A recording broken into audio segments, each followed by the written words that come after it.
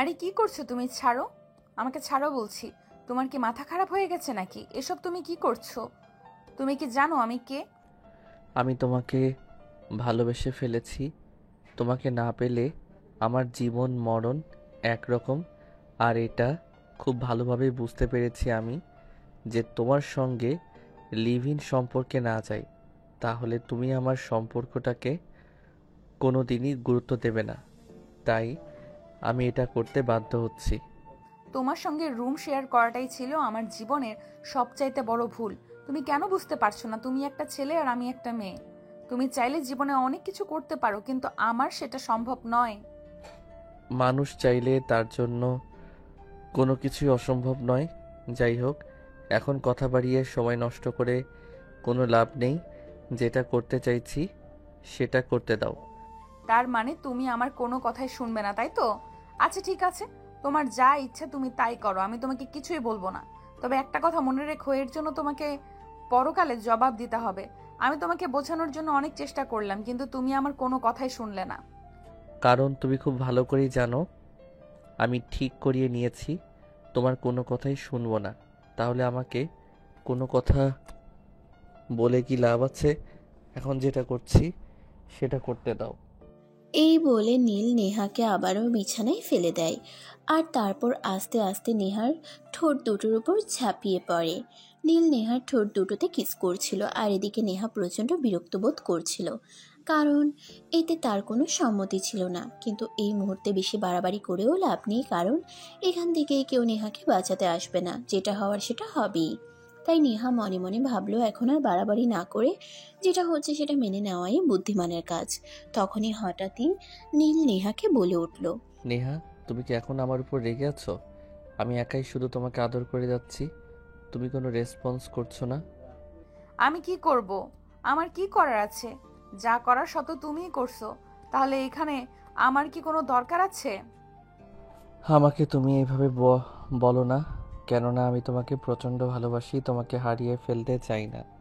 আমি খুব ভালো করে জানি বাড়িতে তোমার বিয়ের সম্বন্ধ চলছে, আর পরীক্ষা শেষে তুমি বাড়িতে গেলেই তোমার বিয়েটা হয়ে যাবে। কিন্তু আমি তোমাকে ছাড়া বেঁচে থাকতে পারবো না। তাই আমি শুধুমাত্র তোমার সঙ্গে এইটা করি যাতে তুমি আমাকে ছাড়া অন্য কাউকে বিয়ে করতে না পারো। একবার হলেও আমার জন্য তোমার মনে ভালোবাসার উদয় হয়। কিন্তু নীল, তোমার কি একবারও মনে হচ্ছে না তুমি ভুল কিছু করছো, ভুল পথে হাঁটছো? না, আমার সেই সব কিছুই মনে হচ্ছে না, কারণ আমি যা করেছি চিন্তা ভাবনা করেই করছি। আমি কখনোই চিন্তা ভাবনা না করে কোনো কিছু করি না। আমি যেটা করছি আমার ভালোর জন্যই করছি।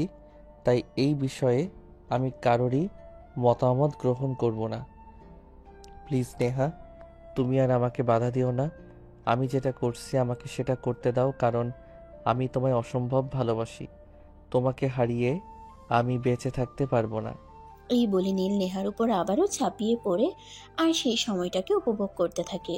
নীল নেহার শরীরে বিভিন্ন স্থানে ভালোবাসার আলিঙ্গন করেই যাচ্ছিল, আর নেহা সেসব কিছু মুখ বুজে সহ্য করছিল। প্রায় 20 মিনিট পর নেহাকে নীল ছেড়ে দিয়ে বিছানার এক পাশে শুয়ে পড়ল। আর নেহা তো অনবরত কান্না করেই চলছিল। নীল তার সঙ্গে কেন এরকমটা করলো?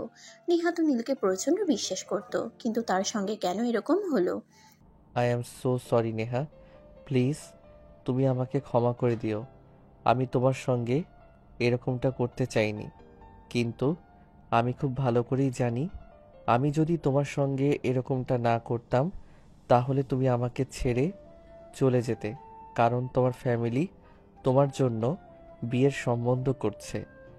তুমি তোমার ফ্যামিলির খুবই বাধ্য একটা মেয়ে, তাই আমি তোমার সঙ্গে এরকমটা করতে বাধ্য হলাম। তুমি আমার সঙ্গে আর কোনো কথাই বলবে না। আমি তোমার সঙ্গে কোনো কথাই বলতে চাই না। তুমি আমার সঙ্গে যেটা করেছো তার জন্য আজ না হোক কাল তোমাকে পস্তাতে হবে। আর আমি তো তোমাকে বিশ্বাস করেছিলাম। তুমি আমার বিশ্বাসের এই প্রতিদান দিলে, এটা তোমার কাছ থেকে আমার পাওনা ছিল না হয়তো। তাহলে আমি কি করতাম তুমি নিজেই আমাকে সেটা বলো। আমি কতবার কতভাবে তোমাকে ভালোবাসি সেটা বোঝাতে চেয়েছি, কিন্তু তুমি কি একবারও আমার ভালোবাসা বুঝতে চেয়েছো? তুমি বারবার আমাকে অ্যাভয়েড করে গেছো, কিন্তু একটা কাজ তুমি ভালো করেছো, সেটা হলো তুমি আমার সঙ্গে রুম শেয়ার করতে স্বীকার করেছিলে। আর তুমি যদি সেটা না করতে তাহলে হয়তো আজ আমি এই সুযোগটা হয়তো পেতাম না। হ্যাঁ, এখন আমি যেটা বুঝতে পেরেছি এটাই ছিল আমার জীবনের সবচাইতে বড় ভুল। কেন আমি তোমাকে বিশ্বাস করতে গেলাম? আমি যদি বিশ্বাস করে তোমার সঙ্গে লিভ ইনে না আসতাম, তাহলে হয়তো আজ আমার সঙ্গে এরকমটা হতো না। আমি এখন মানুষের সামনে মুখ দেখাবো কি করে? আর আমার ফ্যামিলিকে কিভাবে বলবো তুমি আমার সঙ্গে এই সব কিছু করেছো? আমি বিয়ের আগেই আমার সতীত্ব হারিয়ে ফেলেছি। এই বলে নেহা বিছানা থেকে নেমে কোনো রকমে নিজের কাপড় চোপড় ঠিক করে ওয়াশরুমে ঢুকে যায়। প্রায় 1 ঘন্টা হয়ে গেছে, এখনো নেহা ওয়াশরুম থেকে বের হচ্ছে না। এদিকে নীলের টেনশন ক্রমশই বেড়েই চলেছে। নেহা আবার উল্টাপাল্টা কিছু করে বসবে না তো? তারপর আরও কিছু সময় পর নেহা ওয়াশরুম থেকে বের হয়, আর তাকে দেখেই নীল দৌড়ে গিয়ে তার সামনে দাঁড়ায় আর বলতে থাকে, প্লিজ নেহা, তুমি আমাকে ক্ষমা করে দাও। আমি তোমার সঙ্গে এরকমটা করতে চাইনি, কিন্তু কি করব বলো? আমি যে তোমায় প্রচণ্ড ভালোবাসি। তোমাকে ছাড়া আমার বেঁচে থাকা প্রায় অসম্ভব, তাই আমি তোমার সঙ্গে এরকমটা করতে বাধ্য হলাম। তুমি আমার সঙ্গে কোনো কথাই বলবে না। আমি তোমার সঙ্গে কোনো কথা বলতে চাই না। আজকের এই মুহূর্তটাই তোমার সঙ্গে আমার কাটানো জীবনের শেষ মুহূর্ত। আজকের পর কখনোই তুমি আমাকে সামনে দেখতে পাবে না, কারণ আজকেই আমি এখান থেকে চলে যাচ্ছি। আমার চাকরির কোনো দরকার নেই। এই কথা বলে নেহা সোজা নিজের রুমে চলে গেল আর লাগেজ গুছিয়ে একদম গ্রামের বাড়ির উদ্দেশ্যে রওনা হলো। নীল নেহাকে আটকানোর জন্য অনেক চেষ্টা করছিল, কিন্তু সে কোনোভাবেই পারল না। আসলে নীল এরকমটা করতে চায়নি, সে নেহাকে ভালোবাসে, তাই সে নেহাকে হারাতে চায় না। কিন্তু নেহা তার পরিবারের অতি বাধ্য একটা মেয়ে, সে তার ফ্যামিলির মান সম্মান বাঁচাতে যা ইচ্ছে তাই করতে পারে। এমনকি নিজের ভালোবাসার কোরবানি দিতেও সে 2বার চিন্তা করে না। কিছুদিন আগেই নেহার বাড়ি থেকে হঠাৎ একটা ফোন আসে আর জানানো হয় নেহার বিয়ের সম্বন্ধ চলছে। এরপর থেকে নীলের এসব পাগলামো শুরু হতে থাকে। যদিও নীলা অনেক আগে থেকে নেহাকে বোঝানোর চেষ্টা করছিল সে নেহাকে ভালোবাসে, কিন্তু নেহা সবকিছু বুঝেও না বুঝার অভিনয় করছিল। কারণ সে খুব ভালো করেই জানে তার ফ্যামিলিতে প্রেম ভালোবাসার কোনো জায়গা নেই। তার ফ্যামিলির মানুষ যেন প্রেম ভালোবাসা কি সেটা বুঝেই না। যাই হোক ভিউয়ার্স, আপনাদের এভাবে বললে হয়তো বুঝতে সমস্যা হবে। চলুন একটু ফ্ল্যাশব্যাক থেকে ঘুরে আসি। আজ শনিবার সকালবেলা ঘুম থেকে উঠে নীল ফ্রেশ হয়ে তৈরি হয়ে নিল ভার্সিটি যাওয়ার জন্য। তারপর বাসা থেকে তার বাইক নিয়ে বেরিয়ে পড়ল। প্রায় 10 মিনিটের মতো সময় লাগলো ভার্সিটি পৌঁছাতে। আর ঠিক তখনই তার ভার্সিটির 2 বান্ধবী কথোপকথন করছিল। কি রে নিশি, শুনলাম নীল নাকি তোর পেছনে লাইন মারছে। তাহলে তুই তাকে পাত্তা দিচ্ছিস না কেন? নীলের মতো একটা ছেলে যদি আমার পিছনে একবার লাইন মারতো, তাহলেই তো আমি তার প্রেমে রাজি হয়ে যেতাম। 2-1বার কথা বললেই তার প্রেমে রাজি হয়ে যেতে হবে এমন তো কথা নেই। সে আমার সঙ্গে লাইন মারছে সেটা ঠিক আছে, কিন্তু একটু সময় নিয়ে আগে ভেবে নি তার সঙ্গে আমি সম্পর্কে যেতে পারবো কিনা। তুই যাই বলিস না দোস্ত, নীলের মতো একটা ছেলেকে এভাবে বাজিয়ে রাখা তোর একদমই ঠিক হয়নি। আমাদের ভার্সিটিতে নীল একমাত্র ছেলে যার কথাতে যে কোনো মেয়ে রাজি হয়ে যেতে পারে, আর তুই কিনা তাকে ওয়েটিং লিস্টে রেখেছিস। শোন, আমি না এ ব্যাপারে তোর সঙ্গে কোনো কথা বলতে চাই না। আমি আমার ব্যাপারে নিজের সিদ্ধান্ত নিতে চাই। আমি তোর কোনো কথাই শুনছি না। আর হ্যাঁ, তোকে একটা কথা বলে দিচ্ছি, আজকের পর আর এই বিষয় আমার সঙ্গে কোনো কথাও বলবি না। আমার যখন যেটা ভালো মনে হবে তখন আমি সেটাই করব। আমি কারোর সিদ্ধান্তে চলি না। এই বলে 2 বান্ধবী কথা কাটাকাটি করছিল। ঠিক এমন সময় নীল সেখানে এসে উপস্থিত হয় আর নীলকে দেখেই নিশি বলতে থাকে, দেখো নীল, তুমি যাই কিছু করো না কেন আমাকে তুমি পটাতে পারবে না। কারণ তোমার চাইতে বড়লোক বাবার ছেলেরা আমার পিছনে লাইন মারে, আমি তাদেরকেই পাত্তা দিই না। আর সেখানে তুমি তো একটা জাস্ট হাস্যকর বিষয়। ও তাই নাকি? আচ্ছা ঠিক আছে, কোনো সমস্যা নেই। এই রিমি, তুমি আমার সঙ্গে চলো, তোমাকে নিয়ে আজ ঘুরতে যাব। কি হলো রিমি, যাবে কিনা বলো? অফ মাই সুইট হার্ট, এটা তুমি কি বলেছো? তুমি আমাকে বলবে আর আমি তোমার সঙ্গে যাব না? এমনটা হতে পারে নাকি? তুমি 2-3 মিনিট দাঁড়াও, আমি আসছি। আরে রিমি, এসব তুই কি বলছিস? তুই এই ছেলের সঙ্গে ঘুরতে যাবি? তোর কি মাথা খারাপ হয়ে গেছে নাকি?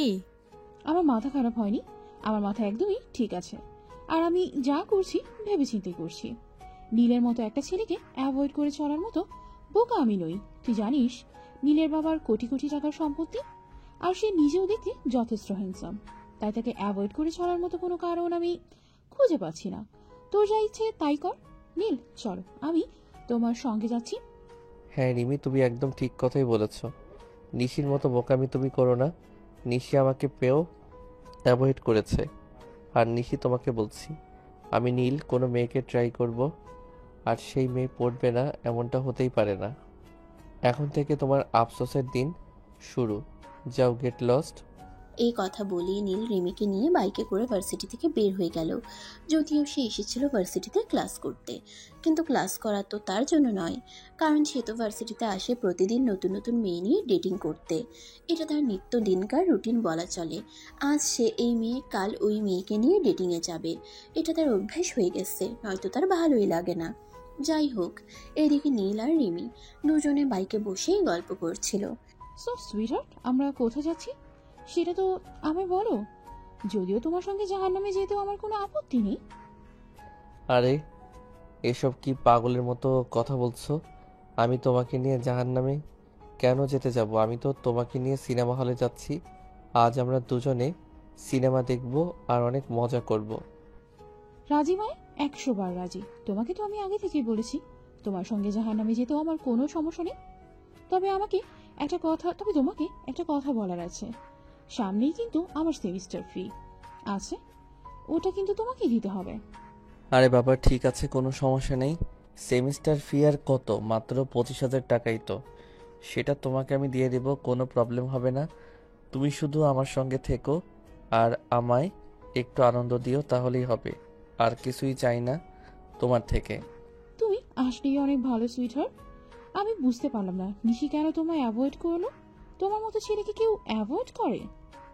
আসলে তুমি অনেক বুদ্ধিমান মেয়ে তো, তাই তুমি আমাকে বুঝতে পেরেছো।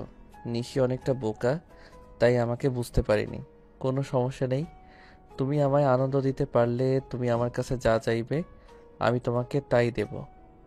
এই কথা বলতে বলতে তারা বিশাল একটা ভবনের সামনে এসে দাঁড়ায়। তারপর বাইক পার্কিং করে নীল রিমিকে নিয়ে ভিতরে প্রবেশ করে। তারা লিফটে ছিল, তখনই হঠাৎ নীলের চোখ আটকে গেল একটা মেয়ের উপর। নীল যে লিফট দিয়ে উপরে উঠছিল, তার বিপরীত লিফট দিয়ে সেই মেয়েটা নিচের দিকে নামছিল। নীল হা করে সেই মেয়েটার দিকে তাকিয়ে আছে। নীল ভাবতেই পারছে না এটা মেয়ে না আকাশের পরী। মেয়ে মানুষ এতটা সুন্দরী হতে পারে নীল এর আগে কখনো দেখেনি। এই মেয়েটাকে যেন আল্লাহ তাআলা নিজের হাতে অপরূপ সৌন্দর্য দান করেছেন। তখনই নীল ওই মেয়েটার পেছনের মেয়েটা ওই ভবন থেকে বের হয়ে সোজা একটা দোতলা বাড়িতে ঢুকে। সে তার ব্যাগপত্র রেখে ড্রয়িং রুমে একটু বিশ্রাম নেবে ভেবেছে। তখনই সে কলিং বেলের আওয়াজ শুনতে পায়। এই সময় আবার কে আসলো? আমি তো সেটাই বুঝতে পারছি না। আন্টি আঙ্কেল তো আরো অনেকক্ষণ পরে আসবে, তাহলে কে এসেছে? আচ্ছা যাই হোক, আগে দরজাটা তো খুলি, তারপর দেখি কে এসেছে। 7-5 চিন্তা করতে করতে নেহা দরজাটা খুলে, আর দরজা খুলেই দেখে তার সামনে এক সুদর্শন পুরুষ দাঁড়িয়ে আছে, যাকে সে আজকের আগে কখনোই দেখেনি। তাই সে অবাক হয়ে জিজ্ঞাসা করে, কি ব্যাপার, কে আপনি? আর কি আপনার পরিচয়? আপনাকে তো আজকের আগে কখনো এখানে দেখেছি বলে মনে হয় না। অপরিচিত মেহমান বলে কি ভিতরে আসার পারমিশন দেবেন না? আপনি আমাকে গেটের বাইরেই দাঁড় করিয়ে রাখবেন? এটা কোন ধরনের ভদ্রতা? দেখুন, এইটা আমার নিজের পরিবার নয়। আমি আমার প্রতিবেশী আন্টির বাড়িতে থাকি, আর এখানে আমার থাকাটাই অনেক বেশি কিছু। তাই আমি আপনাকে চাইলেও ভেতরে আসার পারমিশন দিতে পারি না। ও আচ্ছা, ঠিক আছে, আমি বুঝতে পেরেছি এটা আপনার বাড়ি নয়। তাই বলে একজন মেহমান আসলে আর আপনাকে মেহমানকে ভিতরে ঢুকতে দিবেন না, এটাও কি ভদ্রতার মধ্যে পড়ে নাকি? দেখুন, আপনাকে তো আমি চিনি না, আর আপনার সম্পর্কে কোনো কিছু জানিও না, তাহলে আপনাকে আমি কিভাবে ঢুকতে দিব বলেন? তাছাড়া এটা যদি আমার নিজের বাড়ি হতো তাহলে অন্য কথা। যাই হোক, তবে আপনি যখন এত করে বলছেন, ঠিক আছে, ভেতরে এসে বসুন। আর হ্যাঁ, আমি কি আপনার জন্য চা কফি কিছু বানিয়ে নিয়ে আসবো? আপাতত আমার কিছুই লাগবে না, আমি শুধু আপনার সঙ্গে একটু কথা বলতে চাই। আপনার সঙ্গে 5 মিনিট কথা বলতে পারলেই হবে, আর আমার কিছুরই প্রয়োজন নেই। আপনি তো অদ্ভুত এক মানুষ। আপনার সঙ্গে আজকে আমার প্রথমবার দেখা হয়েছে, যেখানে আমি আপনার সঙ্গে কথাই বলতে চাই না, তারপরও আপনাকে বাসায় ঢুকালাম। আর এখন চা কফি কিছু অফার করছি, আপনি সেটা ফিরিয়ে দিয়ে বলছেন আপনি আমার সঙ্গে গল্প করতে চান। এটা কোন ধরনের অসভ্যতামো? আমি তো সেটাই বুঝতে পারছি না। আপনার সঙ্গে এতক্ষণ ধরে গল্প করছি, আমি তো আপনার নামটাই জানতে পারলাম না। যাই হোক, আপনার নামটা অন্তত বলুন, আর কিছু না হয় বাদই দিলাম। আপনি তো বড় অদ্ভুত মানুষ। যেখানে আমি আপনাকে চিনি না জানি না, হুটহাট করে বাসায় ঢুকে পড়েছেন আর এখন নানান ধরনের প্রশ্ন করছেন। আপনি এক্ষুনি বাসা থেকে বের হয়ে যান, তা না হলে কিন্তু আমি পুলিশে কল করতে বাধ্য হব। হা হা হা, আপনি আমাকে হাসালেন। আপনি তো আমার সম্পর্কে কোনো কিছু জানেনই না, আর সেখানে আপনি কি না আমাকে পুলিশের ভয় দেখাচ্ছেন। দেখুন, পুলিশে কল করে কোনো লাভ হবে না, বরঞ্চ পুলিশে আপনাকে হাজারটা প্রশ্ন করে একদম নাজেহাল করে ছেড়ে দেবে। তার চাইতে বরং এটাই ভালো হবে, আমি যেটা বলছি সেটাই করুন। তাছাড়া আর একটা কথা, আপনিও খুব ভালো করে জানেন আপনার ফাঁকা বাসায় আমি একটা ছেলে মানুষ এসেছি। এটা শুনলে এলাকার লোকজনেরা আপনাকেই কটু কথা শোনাবে, আমাকে কিন্তু ছুঁতেও পারবে না। আমার নাম নেহা, নেহা ইসলাম। এবার তো হয়েছে, এবার আপনি বাসা থেকে বিদায় হন। আমি আর আপনাকে সহ্য করতে পারছি না, আর আপনাকে সহ্য করার মতো কোনো কারণও দেখতে পাচ্ছি না। So get out.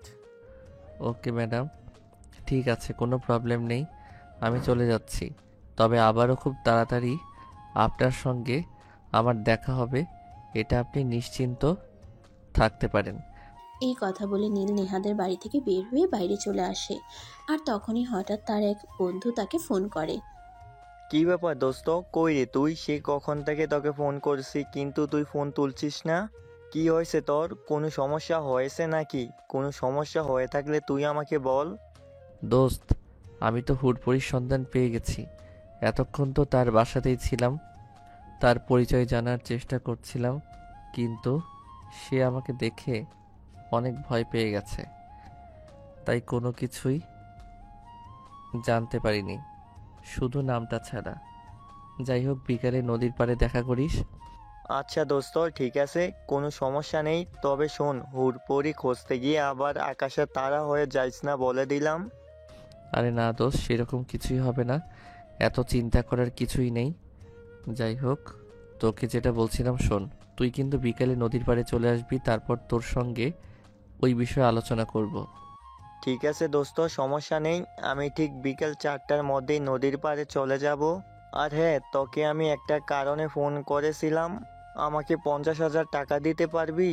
আজ বিকেলেই আমার বড় মামা হঠাৎ অসুস্থ হয়ে পড়েছেন আর আমাদের কাছে কিছু টাকা চাইছেন। কিন্তু এই মুহূর্তে তো আমার বাবার হাতে কোনো টাকা নেই, তাই বলছিলাম কি, তুই যদি এই হেল্পটা করতি তাহলে অনেক উপকার হতো। ঠিক আছে দোস্ত, সমস্যা নেই, তুই টাকাটা আজ বিকালে পাবি না, কারণ আমার হাতে ক্যাশ অত টাকা নেই। আমি আমার বাবাকে বলে দেব কাল সকালে তুই বাবার অফিসে চলে যাস, বাবা তোকে টাকাটা দিয়ে দেবে। ওকে দোস্ত, ঠিক আছে, থ্যাংক ইউ সো মাচ। তোর মতো বন্ধু থাকাটা ভাগ্যের ব্যাপার। তোর মতো বন্ধু যার আছে সে সত্যিই খুব লাকি পারসন। হয়েছে, এখন আর বক বক না করে ফোনটা কেটে দে, কারণ আমি খুব ভালো করেই জানি আমার বন্ধুরা সবগুলোই স্বার্থপর, সবাই আমাকে টাকার জন্যই খোঁজে, নয়তো কেউ আমার খোঁজই রাখে না। তোর কাছে টাকা চাইলাম বলে তুই এইভাবে বলতে পারলি? তুই না আমার বন্ধু হস, আর বন্ধুত্বের এই পরিচয় দিলি তুই? ঠিক আছে, কোনো সমস্যা নেই, লাগবে না তোর টাকা, তুই থাক তোর টাকা নিয়ে। আরে না দোস্ত, তুই মন খারাপ করিস না, আসলে আমি তোর সঙ্গে একটু মজা করছিলাম। যাই হোক, বিকালে কিন্তু ঠিক সময় চলে আসিস। এই কথা বলতে বলতে নীল ফোনটা কেটে দেয়। আর অপর প্রান্ত থেকে রাজ ফোনটা রেখে মুচকি মুচকি হাসতে থাকে, কারণ নীল তেমন একটা ভুল কথা বলেনি। নীলের যত বন্ধু বান্ধব আছে সবাই নীলকে প্রয়োজনেই ব্যবহার করে, এমনকি নীল যে কাপড় চোপড় বদলানোর মতো গার্লফ্রেন্ড বদলায়, তারাও কিন্তু নীলকে স্বার্থের জন্যই ব্যবহার করে। তাই নীলের বলা কথাগুলো খুব একটা ভুল নয়। যাই হোক, এদিকে দেখতে দেখতে বিকেল হয়ে গেল। রাজ নদীর পাড়ে বসে নীলের জন্য অপেক্ষা করছে। তখনই হঠাৎ আরং 5 মোটরসাইকেলে এসে হুশ করে দাঁড়িয়ে পড়ে। রাজের বুঝতে বাকি রইল না তার পিছনে যে বাইকটা দাঁড়িয়েছে সেটা নীলের, তাই সে পেছন ফিরে না তাকিয়েই বলতে থাকে, এতক্ষণে তোর আসার সময় হলো? আমি সেই আধা ঘন্টা ধরে এখানে বসে বসে তোর জন্য অপেক্ষা করছিলাম। যাই হোক, এখন যেহেতু শিয়াল মেরে বিকেলে এসেছিস, তো বল কি হয়েছিল তোর? কোনো হুলপড়ি তুই পেয়েছিস? হ্যাঁ রে দোস্ত, আমি মিথ্যে বলছি না, সত্যি এবার হয়তো আমি সত্যিকারে কারো প্রেমে পড়ে গেছি, যাকে আমি ভুলে থাকতে পারবোই না। আর তাকে ভুলে থাকা অসম্ভবই বলা চলে। সে দেখতে এতটাই সুন্দর যে শুধু আমি নই, পৃথিবীর যে কোনো ছেলে তার দিকে একবার চোখ তুলে তাকালে আর চোখ ফেরাতে মন চাইবে না। তাহলে একটা কাজ কর না দোস্ত, তোর সেই হুড়পড়িকে আমার কাছে দিয়ে দে। কারণ তুমি তো খুব ভালো করেই জানিস আমার ফ্যামিলির মানুষ আমাকে অনেকদিন ধরেই বিয়ে করার জন্য চাপ দিচ্ছে, কিন্তু আমি আমার মনের মতো কাউকেই খুঁজে পাচ্ছি না। এবার যদি তোর পরিটাকে আমায় দিয়ে দিস, তাহলে আমি বিয়ের কাজটা সেরে ফেলতে পারি। একদম জীবন মাঞ্জা বরাবর একটা লাথি। এতদিন তোরা প্রেম করেছিস, আমি কি তোদের কিছু বলেছি? আমি তো শুধু মেয়েদের নিয়ে ডেটিংয়ে যেতাম আর বাপের পয়সা উড়াতাম। এবার কিন্তু আমি সত্যি বলছি, আমি সত্যি সত্যি কারোর প্রেমে পড়ে গেছি। আর প্রেমে পড়েছি বললে ভুল হবে, কারণ আমি তাকে ভালোবেসে ফেলেছি। আমি তাকে এক মুহূর্তের জন্যেও ভুলতে পারছি না। তার সাথে দেখা হওয়ার পর থেকে প্রতিটা সেকেন্ডে, প্রতিটা মিনিটে আমার চোখের সামনে শুধু তার ছবি ভাসছে। আমার জীবনটা এখন সেই হুর পরিময় হয়ে গেছে। আচ্ছা দোস্ত, ঠিক আছে, এখন ফাজলামো বাদ দিয়ে কাজের কথা বলি। তোর সেই হুড়পড়ির পরিচয় কি সেটা তো বল। তুই যদি কিছুই না বলিস তাহলে আমি বুঝবো কি করে? ওর নাম নেহা, নেহা ইসলাম। সে নিজেই বলেছে। আর এখানে তার এক আন্টির বাসায় থেকে জব করে হয়তো। আর কিছুই জানি না, তবে কাল থেকে তার বিষয়ে ইনফরমেশন নেওয়া শুরু করব। ওরে বাবা রে বাবা, তুই তো দেখছি একদম গোয়েন্দাগিরি শুরু করে দিবি। ভাবছিস কাউকে পছন্দ হয়েছে তোর, প্রেমে পড়েছিস, তো গোয়েন্দাগিরি করার কি আছে? শোন, তুই যেরকমটা ভাবছিস সেরকমটা নয়। আমি কিন্তু মেয়েটার প্রেমে পড়েছি নয়, আমি মেয়েটাকে ভালোবেসে ফেলেছি। আর যাকে ভালোবাসবো, যাকে নিয়ে আমি সারা জীবন কাটানোর স্বপ্ন দেখছি, তার সম্বন্ধে একটু খোঁজ খবর নেব না? সেটা তো হয় না। আমি সব কিছু চিন্তা ভাবনা করে তারপরে সিদ্ধান্ত নেই। এটা তো তুই জানিস নাকি? ও তাই নাকি? প্রতিদিন ড্রেস চেঞ্জ করার মতোই গার্লফ্রেন্ড চেঞ্জ করা বন্ধুটাও নাকি কাউকে ভালোবেসে ফেলেছে, আর এটাও নাকি আমাকে বিশ্বাস করতে হবে? তুই সত্যিই আমাকে হাসালি বন্ধু, তুই না থাকলে আমি এতটা হাসতেই পারতাম না। যাই হোক, বাদ দে, তোর হুলপরিটাকে একবার একটু দেখাতো দেখি, তার নিশ্চয়ই কোনো ছবি তোর কাছে রয়েছে। না, আমি তার কোনো ছবি আনিনি, তবে আগামীকাল সকালেই আমি তাকে ফলো করব। তারপর তার বিষয়ে সমস্ত ইনফরমেশন আশা করছি পেয়ে যাব। এরপর প্রসঙ্গ পাল্টে ফেলে দুজনে, আবারও কথা বলতে থাকে। এভাবেই কেটে গেল আরও অনেকটা সময়। এদিকে দেখতে দেখতে বিকাল ঘনিয়ে সন্ধ্যা হয়ে এলো, আর দুজন যার যার বাসায় চলে গেল। এর পরের দিন সকালবেলা নীল 6টা বাজে অ্যালার্ম দিয়ে রেখেছিল। সে ঘুম থেকে উঠে ফ্রেশ হয়ে নিল, তারপর রেডি হয়ে নিচে আসতে দেখলেই তার মা তাকে বলে, কি ব্যাপার, সূর্য আজ কোন দিক থেকে উঠেছে? আমি তো সেটাই বুঝতে পারছি না। আমার ছেলে তো কখনো এত সকালবেলা ঘুম থেকে ওঠে না। মা, আজ থেকে প্রতিদিন সূর্য পূর্ব দিকে উঠবে বলে ঘোষণা করা হয়েছে, তবে এর আগে কোন দিকে উঠতো সেটা আমার জানা নেই। যাই হোক, আমার ব্রেকফাস্ট নিয়ে তোমাকে চিন্তা করতে হবে না, আমি বাইরে থেকে ব্রেকফাস্ট করে নেব। এখন আমি বেরোচ্ছি, আর কখন ফিরবো সেটাও জানি না। এগুলো কোন ধরনের কথা? আমি তো সেটাই বুঝতে পারছি না। এখন সবে মাত্র সকাল 7টা বাজে, আর তুমি বাসা থেকে বের হয়ে যাচ্ছ। আর তারপর তুমি কখন বাসায় ফিরবে তারও কোনো ঠিক ঠিকানা নেই। এটা কি হয় নাকি? তুমি যেখানেই যাও না কেন, তোমাকে কিন্তু ভার্সিটি যেতেই হবে, কারণ সামনেই তোমার এক্সাম আছে। পরপর 3 বছর ধরে একই সেমিস্টারে পড়ে রয়েছো। তোমার কি একটুও লজ্জা করে না এটা নিয়ে? মা শোনো, তোমাকে একটা কথা বলি। লজ্জা হলো নারীদের ভূষণ। আমি তো আর নারী নই, তাহলে আমার কেন লজ্জা করবে বলো? আমার একটু লজ্জা করে না, বরঞ্চ আমার আরও খুবই ভালো লাগে। প্রতি বছর ভার্সিটিতে নতুন নতুন মেয়ে আসে, আর প্রতিদিনই আমি একটা একটা নতুন মেয়ের সঙ্গে প্রেম করতে পারি।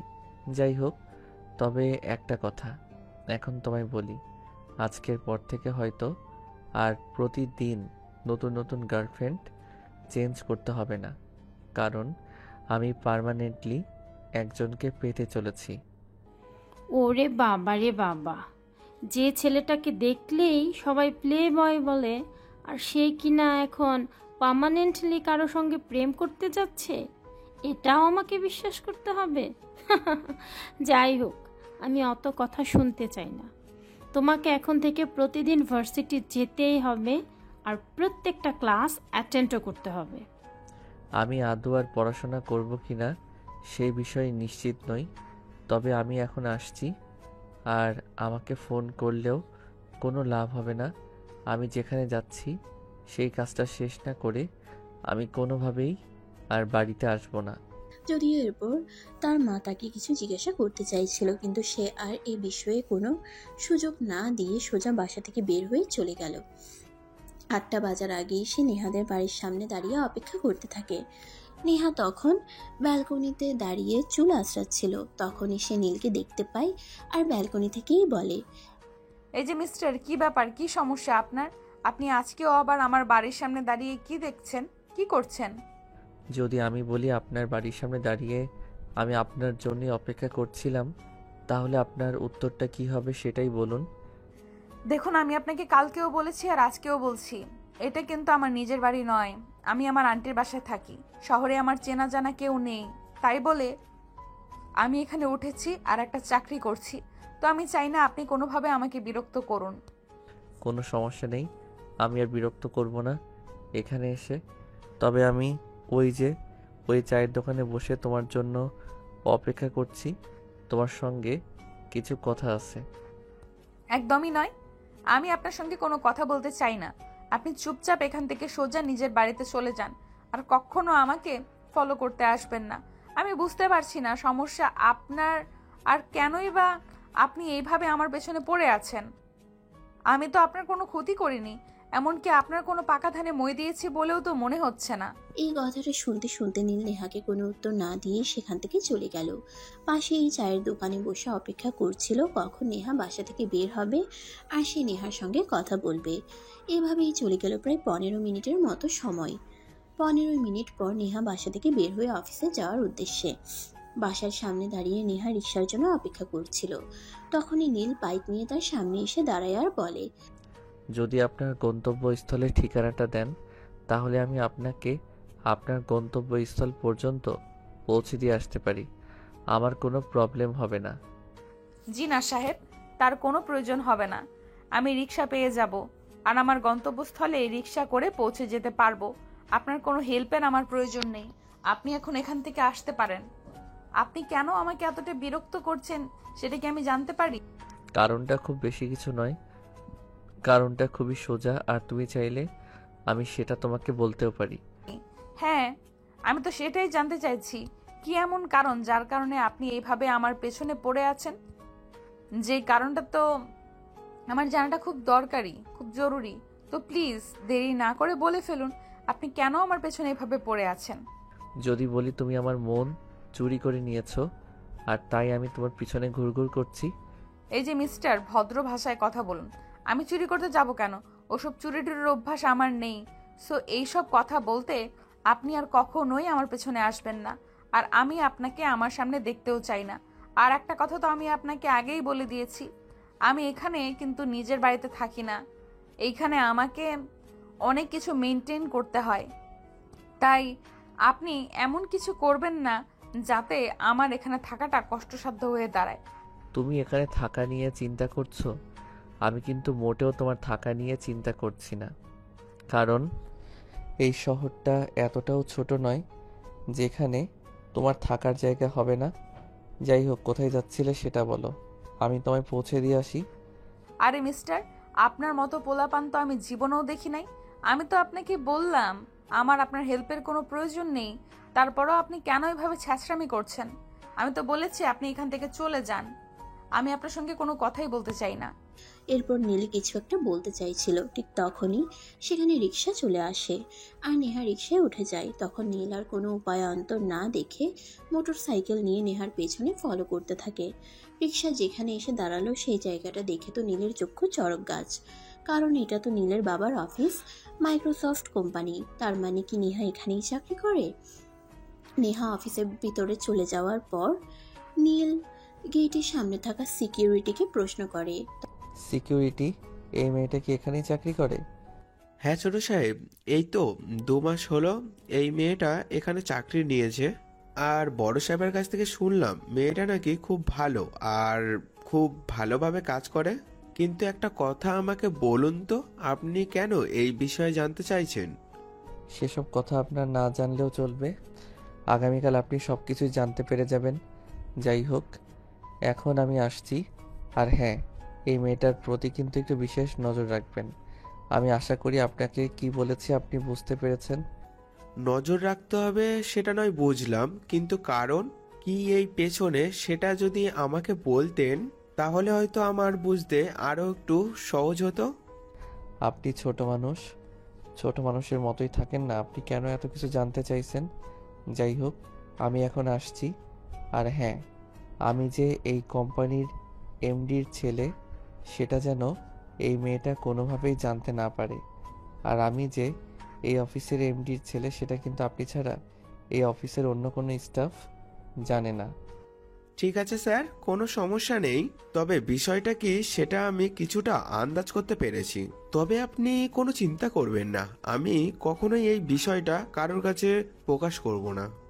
তখন নীল আর কোনো কথা না বলে সোজা সেখান থেকে বাসায় চলে আসে। বিকেলবেলা যখন তার বাবা বাসায় আসলো তখন সে তার বাবার সঙ্গে কথা বলতে চায়। বাবা, আমি তোমার সঙ্গে কিছু কথা বলতে চাই, এবং এক্ষুনি, কারণ আমার কথা বলাটা খুবই জরুরি। তুমি আমার সঙ্গে কথা বলতে চাও সে বেশ ভালো কথা, কিন্তু হঠাৎ কি এমন জরুরি দরকার পড়লো না? মানে আসলে তুমি তো বিগত 3 বছরে একবারও আমার সঙ্গে ভালোভাবে কথা বলনি, তা আজ হঠাৎ তোমার কি এমন দরকার পড়লো যে খুব জরুরি কথা বলতে হবে? বাবা, আমি কাল থেকে তোমার অফিসে জয়েন করতে চাই, তোমার উত্তরাধিকারী হিসেবে নয়, সাধারণ একজন স্টাফ হিসেবে। এসব তুমি কি বলছো? তোমার কি মাথা খারাপ হয়ে গেছে নাকি? আমি তো সেটাই বুঝতে পারছি না। তুমি আমার অফিসে চাকরি নিবে, তাও আবার অফিসের সাধারণ একজন স্টাফ হিসেবে? কেন সেটা একবার আমাকে খুলে বলো, তারপর আমি চিন্তা করে দেখব। বাবা, আমি তোমাকে এত কিছুর কৈফিয়ত দিতে পারবো না, শুধু এইটুকুই বলছি যে আমি তোমার অফিসে জয়েন করতে চাই, তবে তোমার উত্তরাধিকারী হিসেবে নয়, অফিসের সাধারণ একজন স্টাফ হিসেবে। আর কেন আমি তোমার অফিসের সাধারণ একজন স্টাফ হিসেবে জয়েন করতে চাই সেটা যখন সময় হবে তখন তোমাকে বলবো। আপাতত এই বিষয়ে তোমায় কিছুই বলতে পারছি না। I am so sorry. নীলের মা, শুনছো? তোমার ছেলে এসব কি বলছে? তোমার ছেলের মাথা খারাপ হয়ে গেছে নাকি? আমি তো সেটাই বুঝতে পারছি না। সে আমার অফিসে কাজ করতে চাইছে, সে নিজের অফিসে কেন একজন স্টাফ হিসেবে জয়েন করবে? আমি তো সেটাই বুঝতে পারছি না। তুমি প্লিজ তোমার ছেলের সঙ্গে কথা বলো। তোমার ছেলের কোনো ভীমরতি হয়েছে সেটা বোঝার চেষ্টা করো। হ্যাঁ, আমিও তো সেটাই চিন্তা করছি। তোমার ছেলের আবার কি ভীমরতি হলো যে সে অফিসের একজন সাধারণ স্টাফ হিসেবে জয়েন করতে চাইছে, যেখানে পুরো অফিসের উত্তরাধিকারী সে হতে চলেছে? মা বাবা, আমি তোমাদের কোনো কথার আপাতত কোনো কৈফিয়ত দিতে চাইছি না, আর দেওয়ার কোনো ইচ্ছা নেই। তবে যেটা সত্যি সেটাই বলছি, আমি আমাদের অফিসে সাধারণ একজন স্টাফ হিসেবে আগামীকাল থেকেই জয়েন করতে চাই। আমি তোমার এসব পাগলামো নিতে পারবো না। তোমার যা ইচ্ছে তুমি তাই করতে পারো, কিন্তু তোমাকে আমি কোনোভাবেই আমার অফিসের একজন স্টাফ হিসেবে অ্যাপয়েন্টমেন্ট করতে পারি না। কারণ তুমি খুব ভালো করেই জানো আমাদের মাইক্রোসফট কোম্পানি, আমাদের অফিসের সমস্ত কাজ কম্পিউটারের মাধ্যমে হয়ে থাকে। আর সেখানে তো তুমি কম্পিউটারের কও জানো না। তাহলে আমি কেন আর কিভাবে তোমাকে আমার অফিসে রাখতে পারি সেটা তুমি আমায় বলবে? মা প্লিজ, তুমি বাবাকে বোঝাও। বাবাকে বলো এত সব কিছু নিয়ে চিন্তা করতে হবে না, আমি ঠিক সব বুঝে নেব। কিন্তু প্লিজ বাবার অফিসে আমাকে চাকরিটা যেন দেয়। চাকরিটা আমার খুবই প্রয়োজন। প্লিজ তোমরা দুজনেই বোঝার ট্রাই করো। আচ্ছা, সে না হয় বুঝলাম। আমি তোর বাবাকে বললাম, তোর বাবা তোকে তার অফিসে রেখে দিল, কিন্তু কি এমন হলো যার কারণে তোকে এত ইমার্জেন্সি চাকরি নিতে হবে? আর সবচাইতে বড় কথা হলো, তুই তো এখনো অনার্সই কমপ্লিট করতে পারলি না। তাহলে তুই এখন আবার চাকরি দিয়ে কি করবি? আগে পড়াশোনাটা এক নাগাড়ে শেষ কর, তারপর তো আমাদের কোম্পানির মালিক তুইই হবি। তোমরা আমার কথা কেন বুঝতে পারছো না? আমি সেটাই বুঝতে পারছি না। আমি তো তোমাদেরকে বললাম আমি মালিক হতে চাই না, জাস্ট একজন কর্মচারী হিসেবে অফিসে ঢুকতে চাই। তাহলে বুঝতে পারছো না কেন? প্লিজ বাবা, আমাকে তোমার অফিসে একটা চাকরি দিয়ে দাও। আচ্ছা, তুমি অমন করছো কেন সেটা আমাকে বলো তো। ছেলেটা তোমার কাছে শুধু একটা চাকরি চাইছে, অন্য কিছু তো চাইছে না। তাহলে তুমি তোমার অফিসে চাকরি দিতে এত ইতস্তত করছো কেন? আমি বুঝতে পারছি না, তোমাদের মা ছেলের দুজনেরই কি মাথা খারাপ হয়ে গেছে নাকি? তোমার ছেলে কম্পিউটারের ক পর্যন্ত জানে না, আর সে কি না করবে আমাদের অফিসে চাকরি? আমি আমার অফিসে তোমার ছেলেকে পিয়নের একটা চাকরি দিতে পারি, তাছাড়া কোনো চাকরি দিতে পারবো না। বাবার মুখ থেকে এমন কথা শুনে নীল কিছুটা রেগে গেল। আর সেই বিষয়টা তার বাবা মা দুজনেই বুঝতে পারলো। তাই নীলের মা আবারও নীলের বাবাকে বলে, আচ্ছা, নিজের ছেলের সঙ্গে এমন ব্যবহার কেউ করে? ছেলেটা তোমাকে এত রিকোয়েস্ট করে বলছে তোমার অফিসে একটা চাকরি দেওয়ার জন্য, কিন্তু তুমি তো কোনো কথাই শুনছো না। তুমি এরকম কেন করছো বলো তো আমাকে? সে তো তোমার নিজেরই ছেলে, তোমার কাছে শুধু একটা চাকরি চাইছে, লাখ লাখ টাকা তো আর চাইছে না। তোমার ছেলের আমার অফিসে চাকরি করার চাইতে মাসে যদি 5 লাখ টাকা হাত খরচ চায়, তাও আমি সেটা দিতে পারবো, কোনো প্রবলেম হবে না। কিন্তু আসল সমস্যাটা আমি তোমাদের কাউকেই বোঝাতে পারছি না। আমি তোমাদের কারোরই কোনো সমস্যার কথা শুনতে চাই না। আমি যেটা শুনতে চাই সেটা হলো, তুমি আমার ছেলেকে তোমার অফিসে চাকরি দিচ্ছ। আমার এসব ঝামেলা ভালো লাগছে না। প্লিজ, আমার ছেলে তো তোমার কাছে শুধু একটা চাকরি চাইছে, ওটা ওকে দিয়ে দাও, তাহলেই তো সমস্যার সমাধান হয়ে যায়। হ্যাঁ বাবা, একদম ঠিক কথাই বলেছে। প্লিজ তুমি তোমার অফিসে আমাকে চাকরিটা দিয়ে দাও, তাহলে তো আর কোনো সমস্যা থাকে না। আর হ্যাঁ, তুমি বিশ্বাস করো, আমার দ্বারা তোমার কোম্পানির কোনো ক্ষতি হবে না। আর সেটা আমি হতে দেব না, কারণ কয়দিন পরে তো সেই কোম্পানির মালিক আমি হতে চলেছি। আর নিজের ক্ষতি কেউ জেনে শুনে করে না, তাই এইটুকু ভরসা তুমি আমাকে করতেই পারো। নীল আর নীলের মা দুজনে এভাবে নীলের বাবাকে রিকোয়েস্ট করেই যাচ্ছিল। অবশেষে নীলের বাবা সবকিছু মেনে নেয় আর নীলকে বলে, আচ্ছা ঠিক আছে, আমি তোমাদের মা ছেলের কথা মেনে নিলাম, তোমার ছেলেকে আমাদের অফিসে রেখে দিলাম, আর একটা চাকরিও দিলাম। তবে একটা কথা, তোমার ছেলে কিন্তু আমার অফিসের কোনো জিনিস টাচ করতে পারবে না। সে যেটা চাইছে সেটাই হবে। আমি তাকে চাকরি দিব, কিন্তু সে আমার অফিসে কোনো কাজ করবে না। যদি তোমার ছেলে আমার এই শর্তটা মেনে নিতে পারে, তাহলেই তোমার ছেলেকে বলো কাল থেকে অফিসে আসতে, আর না হয় তো তোমার ছেলের অফিসে আসার কোনো প্রয়োজন নেই। ঠিক আছে বাবা, তুই আমাকে যা শর্ত দেবে তাই আমি মেনে নেব। আমি তোমার অফিসের কোনো জিনিস টাচ অবধি করব না। আমার শুধু চাকরিটা হলেই চলবে। আমি তোমার অফিসে নিয়মিত যাওয়া আসা করতে পারলেই হবে। এই বলে নীল খুশিতে গদগদ হয়ে নীলের রুমে চলে যায়। আর পরের দিন সকালে অফিসে যাওয়ার জন্য নিজেকে মনে মনে প্রস্তুত করতে থাকে। পরের দিন সকাল 7টা বাজতে না বাজতেই নীল ঘুম থেকে উঠে ফ্রেশ হয়ে তৈরি হয়ে নেয় আর নাস্তার টেবিলে চলে আসে। এটা দেখে তার মা তাকে বলতে থাকে, কি ব্যাপার নীল, তুই আজ এত সকালে ঘুম থেকে উঠলি কি করে? তুই তো কখনো সকাল 10টার আগে ঘুম থেকে উঠিস না। আজ সূর্যটা কোন দিক থেকে উঠেছে আমি তো সেটাই বুঝতে পারছি না। তোর বিষয়টা কি বল তো শুনি। আমার আবার বিষয় কি হতে যাবে? আজ আমি বাবার অফিসে প্রথম জয়েন করব, সেটা তো তোমরা সবাই জানো, তাই একটু সকাল সকাল ঘুম থেকে উঠেছি, এছাড়া কিছুই নয়। ও আচ্ছা, এতক্ষণে বিষয়টা ক্লিয়ার বুঝতে পেরেছি আমি তো ভেবেছিলাম মনে হয় সূর্য আজকে পশ্চিম দিকে উদিত হয়েছে, তাই তুই সকাল সকাল ঘুম থেকে উঠে গেছিস। যাই হোক, নাস্তা করে যাবি নাকি বাইরে নাস্তা করবি? আমি বাইরে নাস্তা করতে যাব কেন? আমি তো বাইরের খাবার খাই না, এটা সবাই জানো। আমি বাড়ি থেকে নাস্তা করে তারপরেই বের হব। ও আচ্ছা, ঠিক আছে, কোনো সমস্যা নেই, আমি বুঝতে পেরেছি। তুই একটু বস, আমি এক্ষুনি তোর নাস্তা রেডি করে দিচ্ছি। অতঃপর নীলের মা নীলকে সকালের নাস্তা তৈরি করে দিল আর নাস্তা খেয়ে অফিসের উদ্দেশ্যে বেরিয়ে পড়ল। 30 মিনিটের মতো সময় লাগলো অফিসে পৌঁছাতে।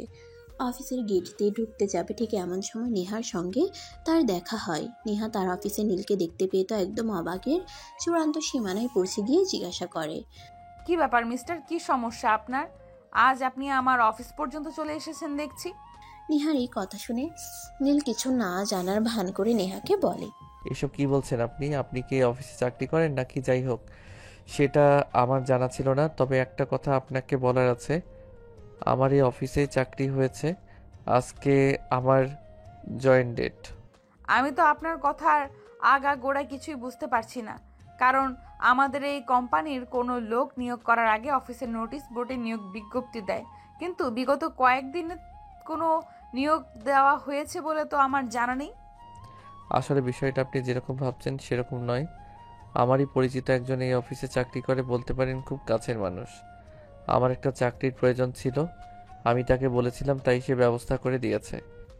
ও তাই নাকি? আচ্ছা ঠিক আছে, কিন্তু আপনাকে একটা কথা বলে রাখি, আপনি অফিসে চাকরি পেয়েছেন বলে আমার পেছনে পড়ে থাকবেন এমনটা কিন্তু ভুলেও করবেন না। যদি আপনি অফিসে এসে আমাকে কোনো প্রকার বিরক্ত করেন, তাহলে কিন্তু আমি ডিরেক্ট কোম্পানির অথরিটির কাছে আপনার নামে নালিশ জানাতে বাধ্য হব। এটা আপনার অধিকার, আপনি এটা করতেই পারেন। আমি আপনাকে এ ব্যাপারে কোনো কথা বলতে চাই না। যাই হোক, অফিস টাইম তো হয়ে গেছে, চলুন ভেতরে যাওয়া যাক। অতঃপর দুজনে কথা বলতে বলতে অফিসের ভিতরে চলে আসেন। নেহা নিজের ডেস্কে চলে যায় আর নীল চলে যায় ম্যানেজারের রুমে। আর কিছুক্ষণ পর ম্যানেজার নিজেই নীলকে নেহার পাশের ডেস্কে নিয়ে আসে। নীলকে নেহা নিজের পাশের ডেস্কে দেখে আরও অবাক হয় আর তখন ম্যানেজার সাহেবকে জিজ্ঞেস করে, কি ব্যাপার স্যার, এই ছেলেটাকে এখানে নিয়ে এসেছেন কেন? এই ছেলেটা কি এখানে কাজ করবে নাকি? হ্যাঁ, এই হলো নীল, আর আজকে থেকে আমাদের অফিসে জয়েন করবে আর তোমাদের পাশের ডেস্কে কাজ করবে। কেন, তোমার কোনো সমস্যা আছে নাকি? না স্যার, আমার কোনো সমস্যা থাকতে যাবে কেন? তবে একটা কথা বলার আছে, এই ছেলেটা কিন্তু আমার পূর্ব পরিচিত, আর আপনি আমাদের অফিসের ম্যানেজার, তাই আপনাকে আমি কথাটা বলে দিতে চাই, এই ছেলেটা যেন আমাকে কোনোভাবে কোনো বিরক্ত না করে। এই ছেলেটা যদি আমাকে কোনোভাবে কোনো বিরক্ত করে, তাহলে কিন্তু আমি অফিস ছেড়ে চলে যেতে বাধ্য হব। স্যার, এই বিষয়ে আপনি একটু চিন্তা করবেন না, আমি ওনাকে কোনো বিরক্ত করব না, আপনি নিশ্চিন্ত থাকতে পারেন। তখন ম্যানেজার আর কোনো কথা না বলে চুপচাপ সেখান থেকে চলে গেল আর নীল তার কাজের জায়গায় বসে পড়ল। অপরদিকে নেহা নিজের কাজ করছে। নীল সেই সকাল থেকেই চুপচাপ বসে আছে, কোনো কাজ করছে না, মোবাইলটা হাতে নিয়ে ফেসবুকিং করছে। এদিকে দেখতে দেখতে লাঞ্চ টাইম হয়ে গেল। যে যার যার মতো ক্যান্টিনে গিয়ে দুপুরের খাবার খেয়ে নিল, কিন্তু নীল তখনও নিজের কাজের জায়গাতেই বসে আছে। নেহা দুপুরের খাবার খেয়ে যখন ক্যান্টিন থেকে বের হয়ে আসে, তখন নীলকে দেখে প্রশ্ন করে, কি ব্যাপার মিস্টার, আপনি এখনো এখানে বসে আছেন কেন? আমরা তো সবাই ক্যান্টিন থেকে দুপুরের খাবার খেয়ে আসলাম, আপনি দুপুরের খাবার খেলেন না কেন? ও, আসলে আমি দুপুরের খাবার নিয়ে আসিনি, তাই দুপুরের খাবার খাওয়া হয়নি। তাছাড়া আমি বাইরের খাবার খাই না, এই আর কি। আপনি দুপুরের খাবার নিয়ে আসেননি সেটা আমাদের কাউকে জানালেই পারতেন, আমরা আপনার খাবারের ব্যবস্থা করে দিতাম। কিন্তু তাই বলে আপনি অফিসে না খেয়ে থাকবেন, এটা কেমন কথা? না খেয়ে আপনি কাজ করবেন কিভাবে? পেটে ক্ষুধা লাগলে কাজে মন বসবে নাকি? সে আমি কোনোভাবেই চালিয়ে নিব, এসব নিয়ে আপনাকে চিন্তা করতে হবে না।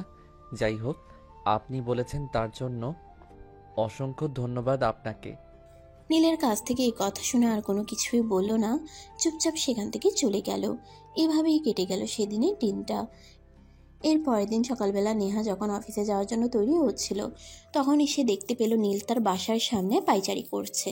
নেহা এই বিষয়টা কিছুটা বুঝতে পারে, তাই সে রেডি হয়ে বাসা থেকে বের হয়। আর গেট থেকে বের হতেই নীল তার সামনে এসে দাঁড়ায়। অনেকক্ষণ ধরে আপনার জন্য অপেক্ষা করছিলাম। আপনি আমার জন্য অপেক্ষা করছিলেন, কিন্তু কেন বলেন তো? আমি তো আপনাকে আমার জন্য অপেক্ষা করতে বলিনি, তাছাড়া আমি তো আপনাকে এখানে আসতেও বলিনি। তাহলে বলুন কেন এসেছেন? আপনি আমাকে এখানে দাঁড়িয়ে আপনার জন্য অপেক্ষা করতে বলেননি, সেটা ঠিক আছে, কিন্তু তাই বলে আমি আপনার জন্য অপেক্ষা করছি সেখানে আপনি আমার সঙ্গে এরকম ব্যবহার করতে পারেন না। আপনি আর আমি দুজনে একই অফিসে চাকরি করি। তাছাড়া আমার বাসা থেকে অফিসে যাওয়ার রাস্তাটা আপনার বাসার সামনে দিয়ে, তাই আমি আপনার জন্য অপেক্ষা করছিলাম। আমার কথায় আপনি মনে কষ্ট পেয়ে থাকলে আমি দুঃখিত, কিন্তু এই কথাটা আমাকে বলতেই হচ্ছে। দেখুন, আমি একটা মেয়ে মানুষ, তাছাড়া আমি অন্য বাড়িতে থেকে এখানে চাকরি করছি, তাই আমি চাই না আপনার জন্য আমাকে কোনো সমস্যায় পড়তে হোক বা কেউ আপনাকে নিয়ে আমাকে কোনো কথা বলুক। আপনি এত ভয় পান কেন বলেন তো? আমি তো আছি, তাই না? আপনার এত ভয় পাওয়ার কি আছে? দেখুন, আমি আপনাকে আগেও বলেছি আর এখনো বলছি, আপনি এখানে আসবেন না আর আমার পেছনে ঘুরঘুর করে অযথাই টাইম ওয়েস্ট করবেন না। আচ্ছা ঠিক আছে, এখন চলো অফিসে যাওয়া যাক, তা না হলে আবার অফিসে যেতে লেট হয়ে যাবে। অতঃপর নীল আর নেহা আর কোনো কথা না বলে অফিসের উদ্দেশ্যে রওনা দেয়। এভাবে কেটে গেল বেশ কয়েকদিন। এদিকে নীল প্রত্যেকদিন নেহার বাসার সামনে এসে নেহার জন্য অপেক্ষা করতে থাকে, আর এই বিষয়টা একসময় সবার চোখের সামনে চলে আসে। একদিন সকালবেলা নেহান রেডি হয়ে অফিসের উদ্দেশ্যে রওনা হচ্ছিল, তখনই তার খালা তাকে তার রুমে ডাকে। নেহা দেখো, তোমাকে আগেও বলেছি আর এখনও বলছি, আমাদের মান সম্মানটা খুব চিন্তা করি, তাই তুমি এখান থেকে এমন কোনো কাজ করো না যেটা আমাদের মান সম্মানে বাঁধে। খালামণি, আমি বুঝতে পেরেছি তুমি আমাকে কি বলতে চেয়েছো। হ্যাঁ দেখো, বিষয়টা তুমি যেরকম ভাবছো সেরকম কিছুই নাই। আসলে ওই ছেলেটা আর আমি একই অফিসে চাকরি করি, তাছাড়া ছেলেটার বাসা এখান থেকে খুব দূরে নয়, তাই প্রতিদিন এখানে অফিসে যাওয়ার সময় আমাকে নিয়ে যায়, এই আর কি। এই ছেলেটা তোমার অফিসের কলিগ নাকি বয়ফ্রেন্ড সে বিষয়ে আমি অবগত নই আর অবগত হতেও চাই না। তোমাকে শুধু একটা কথাই বলতে চাই, দেখো, তুমি যদি আমাদের এখানে থাকতে চাও তাহলে এমন কাজ করা চলবে না। তুমি ওই ছেলেটার সাথে মিশতে পারবে না, এটাই আমাদের শেষ কথা। আচ্ছা ঠিক আছে খালামণি, আমি এই ছেলেটাকে বলবো। আচ্ছা, এই যে আপনি প্রতিদিন আমার বাসার সামনে দাঁড়িয়ে আমার জন্য অপেক্ষা করেন কেন বলুন তো? তোমার জন্য অপেক্ষা করতে আমার ভালো লাগে, তাই আমি অপেক্ষা করি। কেন, কোনো সমস্যা নাকি? আর তোমার কোনো সমস্যা থাকলেও সেটা আমি মানব না, কারণ আমি তো তোমার প্রেমে পড়ে গেছি, তাই চাইলেও তোমার থেকে নিজেকে সরিয়ে নিতে পারবো না। দেখুন, আপনাদের এসব ফালতু মার্কা কথাবার্তা আমি আর নিতে পারছি না। তার কারণ হলো, আজ আমি আমার খালামণি আমাকে বলেছে আমি যদি আপনার সঙ্গে মেলামেশা করি তাহলে আমাকে বাসা থেকে বের করে দেবে। তারপর আমি কোথায় থাকবো সেটা কি আপনি আমাকে বলে দেবেন? এত চিন্তা করার কি আছে? তুমি সবাইকে বলে দাও তুমি আর কোনো কথা শুনবে না, আমার সঙ্গে মেলামেশা করবে, তারপর যেটা হয় হোক। ঠিক আছে, আমি বুঝতে পেরেছি। সোজা আঙুলে ঘি উঠবে না। আমি আজকেই অফিসে গিয়ে বসের সাথে আপনার নামে বিচার দিব, তারপর দেখি আপনি কি করেন। এই কথা বলে নেহা কোনো রকমে নীলকে পাশ কাটিয়ে সেখান থেকে চলে গেল। এদিকে অফিসে আসতে না আসতেই অফিসের বস নীলকে নিজের কেবিনে ডেকে দিলেন। কি ব্যাপার নীল, আমি তোমার ব্যাপারে এসব কি শুনছি?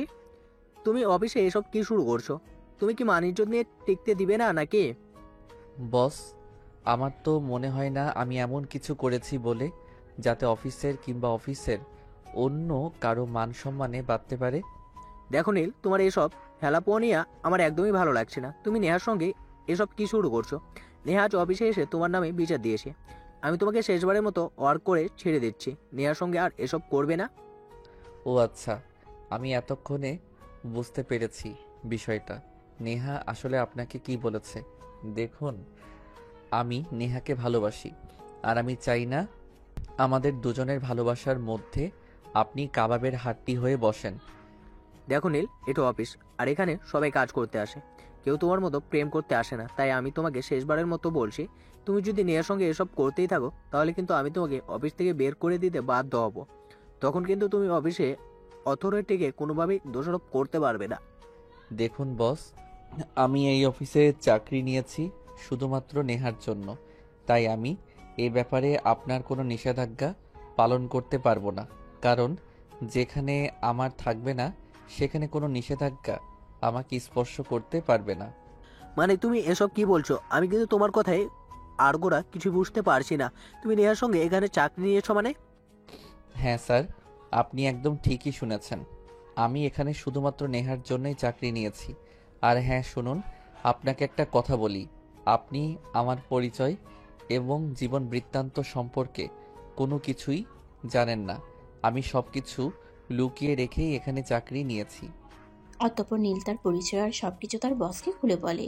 সবকিছু শুনে নীলের বস তাকে বলে, আই এম সো সরি, আমি আপনাকে চিনতে পারিনি। যাই হোক, তবুও আমি আপনাকে একটা কথাই বলবো। আপনি এই অফিসের অ্যাডমিনের একমাত্র ছেলে হয়ে অফিসের কেন এমপ্লয়ের পিছনে পড়ে থাকা, কিন্তু আপনাকে শোভা পায় না। দেখুন, প্রেম ভালোবাসা কখনো ধনী গরিব কিংবা অর্থ সম্পদ দেখে হয় না। প্রেম ভালোবাসার জাস্ট হয়ে যায়, সেটা যেভাবেই হোক আর যে কোনো পরিস্থিতিতেই হোক। তাই আমি আপনাকে শুধু একটা কথাই বলতে চাই, আমি আজ আপনাকে যেগুলো বলেছি সেগুলো আপনি কখনোই নেহা কিংবা অফিসের অন্য কারোর সঙ্গে শেয়ার করবেন না, যতক্ষণ পর্যন্ত আমি না বলছি। ওকে ঠিক আছে, কোনো সমস্যা নেই। আপনি যখন আপনার ভালোবাসাকে নিজের করে পাওয়ার জন্য নিজের পরিচয় এমনকি সব কিছু গোপন রাখতে চান, তাহলে এতে আমার কোনো সমস্যা থাকবে না। হ্যাঁ, আমি আপনাকে একটা কথা বলি, আপনার যদি এই ব্যাপারে কখনো আমার কোনো সহযোগিতার প্রয়োজন মনে হয় তাহলে অবশ্যই আমাকে বলবেন। আমি আমার শতভাগ দিয়ে চেষ্টা করব আপনাকে সহযোগিতা করতে।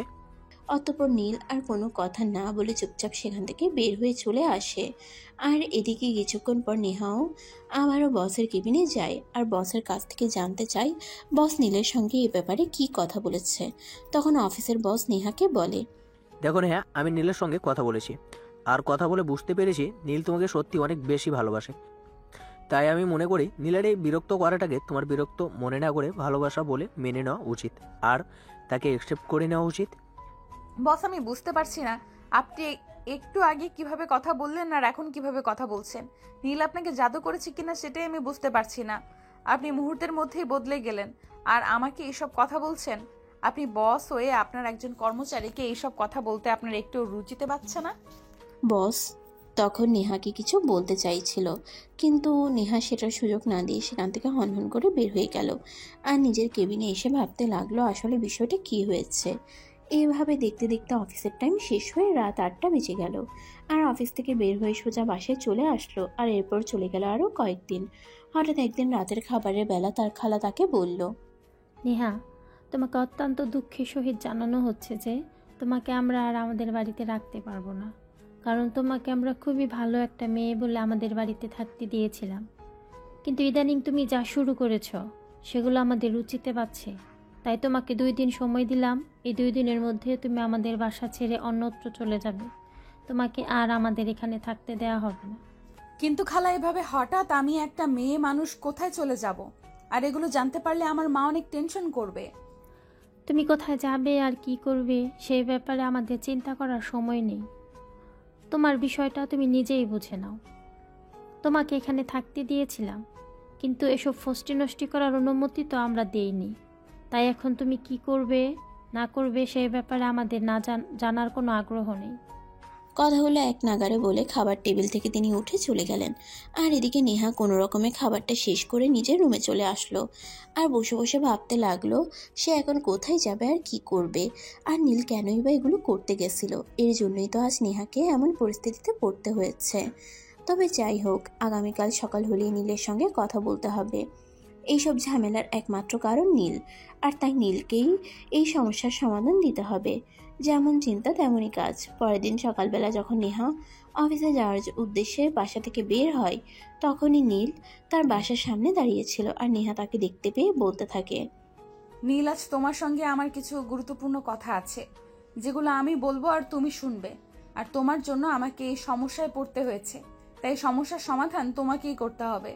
আরে কি বলো তুমি? তোমার জন্য আমি নিজের জীবন দিতে প্রস্তুত, কিন্তু কি হয়েছে সেটা আমাকে খুলে বলো।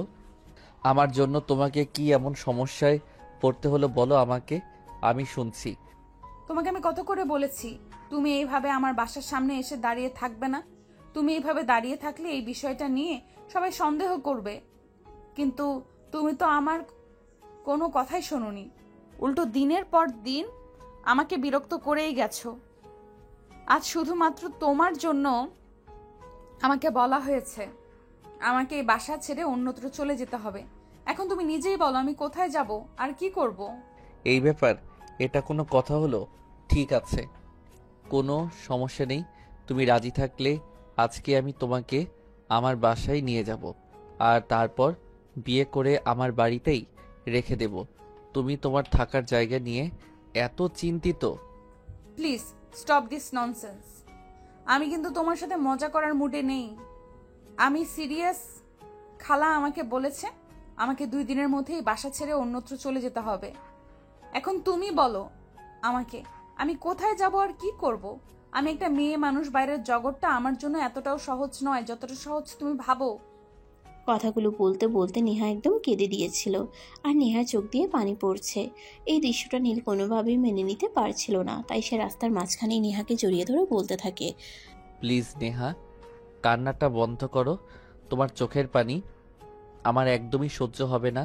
তুমি তোমার কান্না বন্ধ করে আমাকে এইটা বলো যে তোমার কি চাই, কি লাগবে। তুমি আমার কাছে যা চাইবে আমি তোমাকে তাই দেব। তুমি যদি আমার কাছে আকাশের ওই চাঁদটাও চাও তাহলে আমি সেটাও তোমার হাতে এনে দেওয়ার চেষ্টা করব। নীল, আমার বাবা বেঁচে নেই, বাড়িতে আমার অসুস্থ মা, তার সঙ্গে আমার ছোট ভাই, তাদের দুজনের খরচ আমাকে চালাতে হয়। সংসারের দায়িত্ব আমার উপর। জীবনটা আমার জন্য কতটা কঠিন সেটা তুমি বুঝবে না। আমার জন্য যদি তোমাকে এই সমস্যায় পড়তে হয়ে থাকে তাহলে আই এম সো সরি, কিন্তু তোমাকে আমি সমস্যার মধ্যে বেশি দিন রাখবো না। আচ্ছা, একটা কাজ করা যায় না? দেখো, আমি যে তোমাকে ভালোবাসি, আর আমরা ভবিষ্যতে আল্লাহ চাইলে বিয়ের মতো পবিত্র সম্পর্কে আবদ্ধ হতে পারি। তাই আমি তোমাকে এই অফারটা করছি। তোমার যদি আমার অফারটা পছন্দ হয় তাহলে ভালো। আগে বলো তুমি আমাকে কি অফার করতে চাও, তারপর যদি সেটা আমার পছন্দ হয় তো আমি একসেপ্ট করব, আর যদি আমার পছন্দ না হয় তাহলে তো আর আমার কিছুই করার থাকবে না। আমরা লিভ টুগেদার করতে পারি। তোমার কথার মানে আমি বুঝতে পারলাম না। তুমি আমাকে কি বলতে চাইছো? সরাসরি একটু খুলে বলো, তাহলে আমার বুঝতে সুবিধা হবে। খুবই সিম্পল। ধরো আমরা দুজনে একটা ফ্ল্যাট নিলাম আর সেখানে থাকলাম। 1 সপ্তাহ তুমি রান্না করলে, 1 সপ্তাহ আমি রান্না করলাম, এভাবে দুজনে মিলেমিশে থাকলাম। তোমার আইডিয়াটা মন্দ না, কিন্তু আমি তোমাকে একটা কথা বলতে চাই। লিভ টুগেদারের মানে আমি মোটামুটি বুঝি, একেবারে যে বুঝি না তা কিন্তু নয়। তবে হ্যাঁ, আমরা কিন্তু একই রুমে থাকবো না, আমরা একই ফ্ল্যাটে আলাদা 2টো বেডরুমে থাকবো। ওকে, আমি রাজি, আমার কোনো প্রবলেম নেই। আর হ্যাঁ, তোমাকে তো বাসা থেকে মাত্র 2 দিন সময় দেওয়া হয়েছে, আজ আর কাল। তাহলে একটা কাজ করো, তুমি অফিসে চলে যাও, আমি আজ আর অফিসে যাব না। আমি আজকাল 2 দিনের মধ্যেই আমাদের দুজনের জন্য 2 কামরার একটা ফ্লাইট বুকিং করে নেব। অতঃপর আচ্ছা ঠিক আছে, এই কথা বলে নেহা অফিসে চলে গেল, আর নীল বের হয়ে গেল তাদের স্বপ্নের ফ্ল্যাট খুঁজতে। সারাদিন নীল সারা শহরে ঘোরাঘুরি করলো, কিন্তু কোথাও সেরকম ফ্ল্যাট খুঁজে পেল না। কিন্তু নীল ব্যর্থ হওয়ার মতো ছেলে নয়, তাই সে সন্ধ্যাবেলায় নেহাকে কল করে আর বলে, নেহা, আজকে তো সেরকম কোনো ব্যবস্থা করতে পারলাম না, তবে তুমি কোনো চিন্তা করো না। আগামীকালকের মধ্যে আমি নিশ্চয়ই কোনো একটা ব্যবস্থা করে ফেলবো। তুমি কিন্তু এ ব্যাপারে একদম কোনো চিন্তা করবে না। তুমি আমার উপর ভরসা করো। ঠিক আছে, সমস্যা নেই। আমি তোমাকে আগামীকালকের দিনটা সময় দিলাম, কিন্তু একটা কথা মনে রেখো, আগামীকালকের দিনটাই কিন্তু শেষ। কারণ তুমি খুব ভালো করেই জানো কালকে সন্ধ্যার পর আমাকে আর এই বাড়িতে ঢুকতে দেওয়া হবে না। হ্যাঁ, সেটা আমি খুব ভালো করেই জানি, আর তাই তো আমি চেষ্টা করছি। তুমি কোনো চিন্তা করো না, আল্লাহ সহায় থাকলে আমাদের একটা ব্যবস্থা নিশ্চয়ই হয়ে যাবে। অতঃপর কথা শেষ করে দুজনেই ফোন কেটে দিল, আর নেহা নিজের কাজকর্ম শেষ করে রাতের খাবার খেয়ে ঘুমিয়ে পড়ল। এদিকে নীল তার মায়ের সঙ্গে কথা বলতে মায়ের বেডরুমে গেল। কি ব্যাপার, আমার ছেলেটার কি হয়েছে? সে তো সচরাচর আমার বেডরুমে আসে না। আজকে কোনো সমস্যা হয়েছে নাকি, যেটার জন্য আমার কাছে এসেছে? মা, আসলে সেরকম কোনো ব্যাপার নয়। আমি তোমার সঙ্গে একটা কথা বলতে এসেছি। দেখো, আমি চিন্তা করেছি এখন থেকে আর বাসায় থাকবো না। তোমরা তো খুব ভালো করে জানো আমি ছোটোখাটো একটা চাকরি নিয়েছি, তাই আমি সিদ্ধান্ত নিয়েছি আমি আমার মতো করে আলাদা একটা ফ্ল্যাটে থাকবো। এটা কোনো কথা বাবা? আমি তো তোর এই কথাটাকে সাপোর্ট করতে পারছি না, কারণ তুই আমাদের একমাত্র সন্তান। আমাদের এই পুরো বাড়িটা আর যা সম্পদ আছে সব কিছুর একমাত্র উত্তরাধিকারী তুই। আর তুই কেন চাকরি করছিস সেটাই আমি বুঝতে পারছি না। আমাদের কিসের কমতি আছে? আলহামদুলিল্লাহ, তোর বাবা যা কামাই করেছে 7 পুরুষ বসে খেয়েও শেষ করতে পারবে না।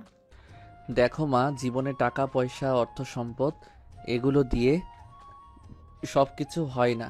জীবনে নিজেকে ভালো রাখার জন্য মাঝে মধ্যে অন্য কিছু করারও প্রয়োজন আছে। তাই আমি একটু ডিফারেন্ট ওয়ে খুঁজে নিয়েছি।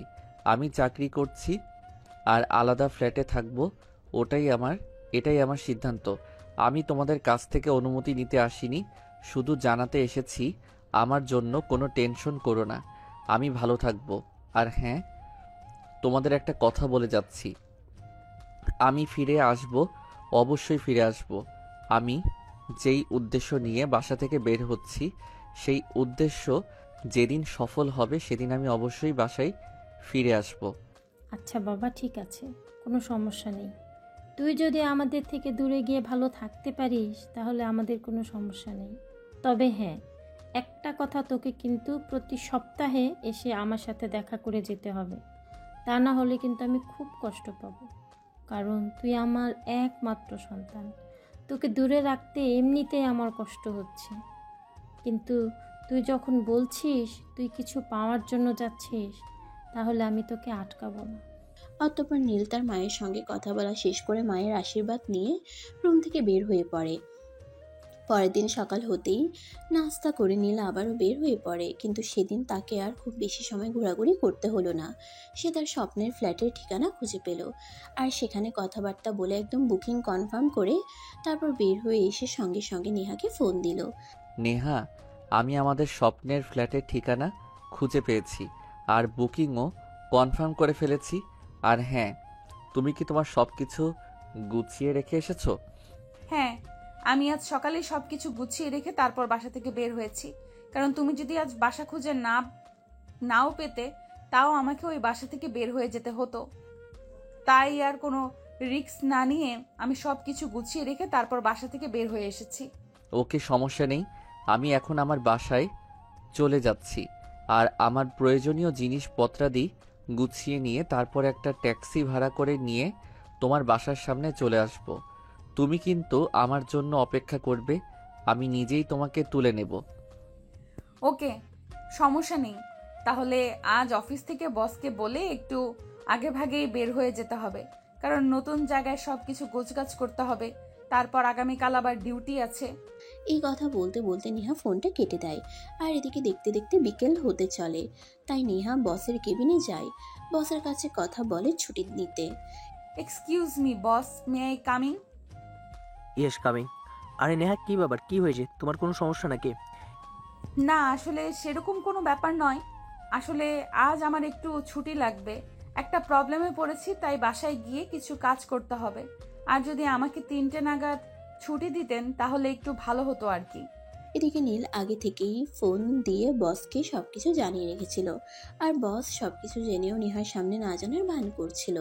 তাই নেহাকে বলল, এই ব্যাপারে দেখো না, আসলে নীল আজ 2 দিন ধরে অফিসে আসছে না, আর এখন তুমিও ছুটি চাইছো। অফিসে অনেক কাজের প্রেশার আছে, এখন তোমাকে কিভাবে ছুটি দেই বলো তো?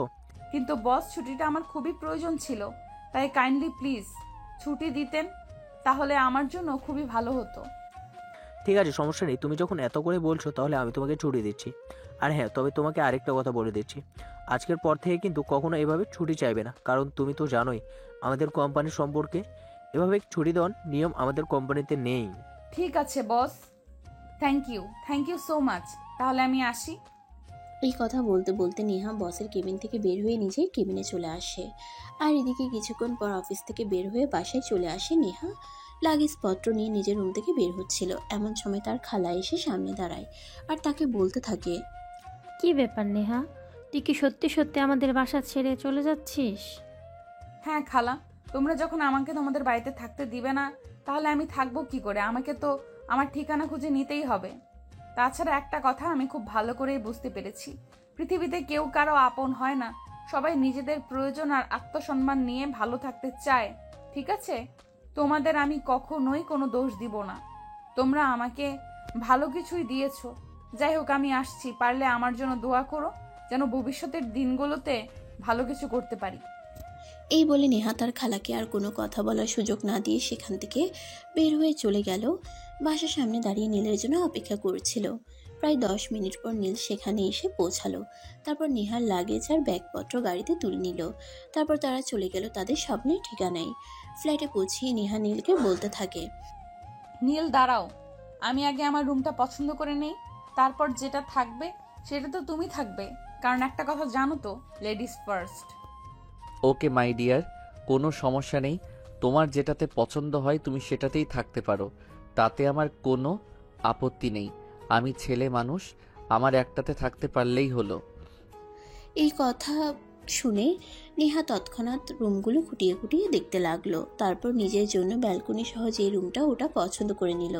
আর অপোজিটে যে রুমটা ছিল ওটার পাশে কোনো ব্যালকনি ছিল না, তাই ওটাতে নীলকে থাকতে দিল। অতঃপর যে যার যার রুমে গিয়ে নিজেদের মতো নিজেদের রুমটা গুছিয়ে নিল। ভোজ কাজ শেষ হতে রাত প্রায় 10টা বেজে গেল। তারপর দুজনে ড্রয়িং রুমে এসে বসলো। তখন নীল নেহাকে বলতে থাকলো, দেখো নেহা, এখন তো অনেক রাত হয়ে গেছে, 10টার উপরে বাজে, আর আমাদের পেটেও খুব ক্ষুধা লেগেছে। এখন একটা কাজ করা যাক, আজকে তো প্রথম দিন, চলো আমরা বাইরে থেকে কিছু খেয়ে আসি। কালকে থেকে রান্না করে খাওয়া যাবে। আর হ্যাঁ, 1 সপ্তাহ তুমি রান্না করবে, 1 সপ্তাহ আমি। এখন কে আগে রান্না করবে আর কে পরে রান্না করবে সেটা তুমি ঠিক করো। এইভাবে আমার প্রবলেম হবে। একটা কাজ করা যায়, সকালে আমি রান্না করি আর রাতে তুমি, নয়তো সকালে তুমি আর রাতে আমি। ঠিক আছে, এতে আমার কোনো প্রবলেম হবে না। তাহলে একটা কাজ করো, সকালে আমার ঘুম ভাঙতে একটু লেট হয়, সকালের রান্নাটা তুমি করে নিও, আর রাতের রান্নাটা না হয় আমি করে নেব। তবে এখন বাইরে কিছু খেতে চলো, আমার পেটে খুব ক্ষুধা পেয়েছে। এই বলে দুজন বাসার পাশেই একটা রেস্টুরেন্টে চলে গেল রাতের খাবার খেতে। রাতের খাওয়া দাওয়া শেষ হলে দুজনে যার যার রুমে গিয়ে ঘুমিয়ে পড়ল। পরের দিন সকাল হতে না হতেই নেহা ঘুম থেকে উঠে গিয়ে রান্নার কাজ শেষ করে নিল। এদিকে অফিস টাইম আর মাত্র 8 ঘন্টা বাকি আছে। নীলা এখনও দরজা বন্ধ করে রুমে ঘুমাচ্ছে, তাই নেহা তার রুমের দরজায় নক করতে শুরু করলো। এই নীল, কি ব্যাপার, কি হলো তোমার? তুমি এখনো ঘুম থেকে উঠছো না কেন? অফিসের টাইম তো হয়ে গেছে, এখনই আমাদের অফিসে যেতে হবে। আর মাত্র 30 মিনিট সময় বাকি আছে। নাকি তুমি আজ অফিসে যাবে না?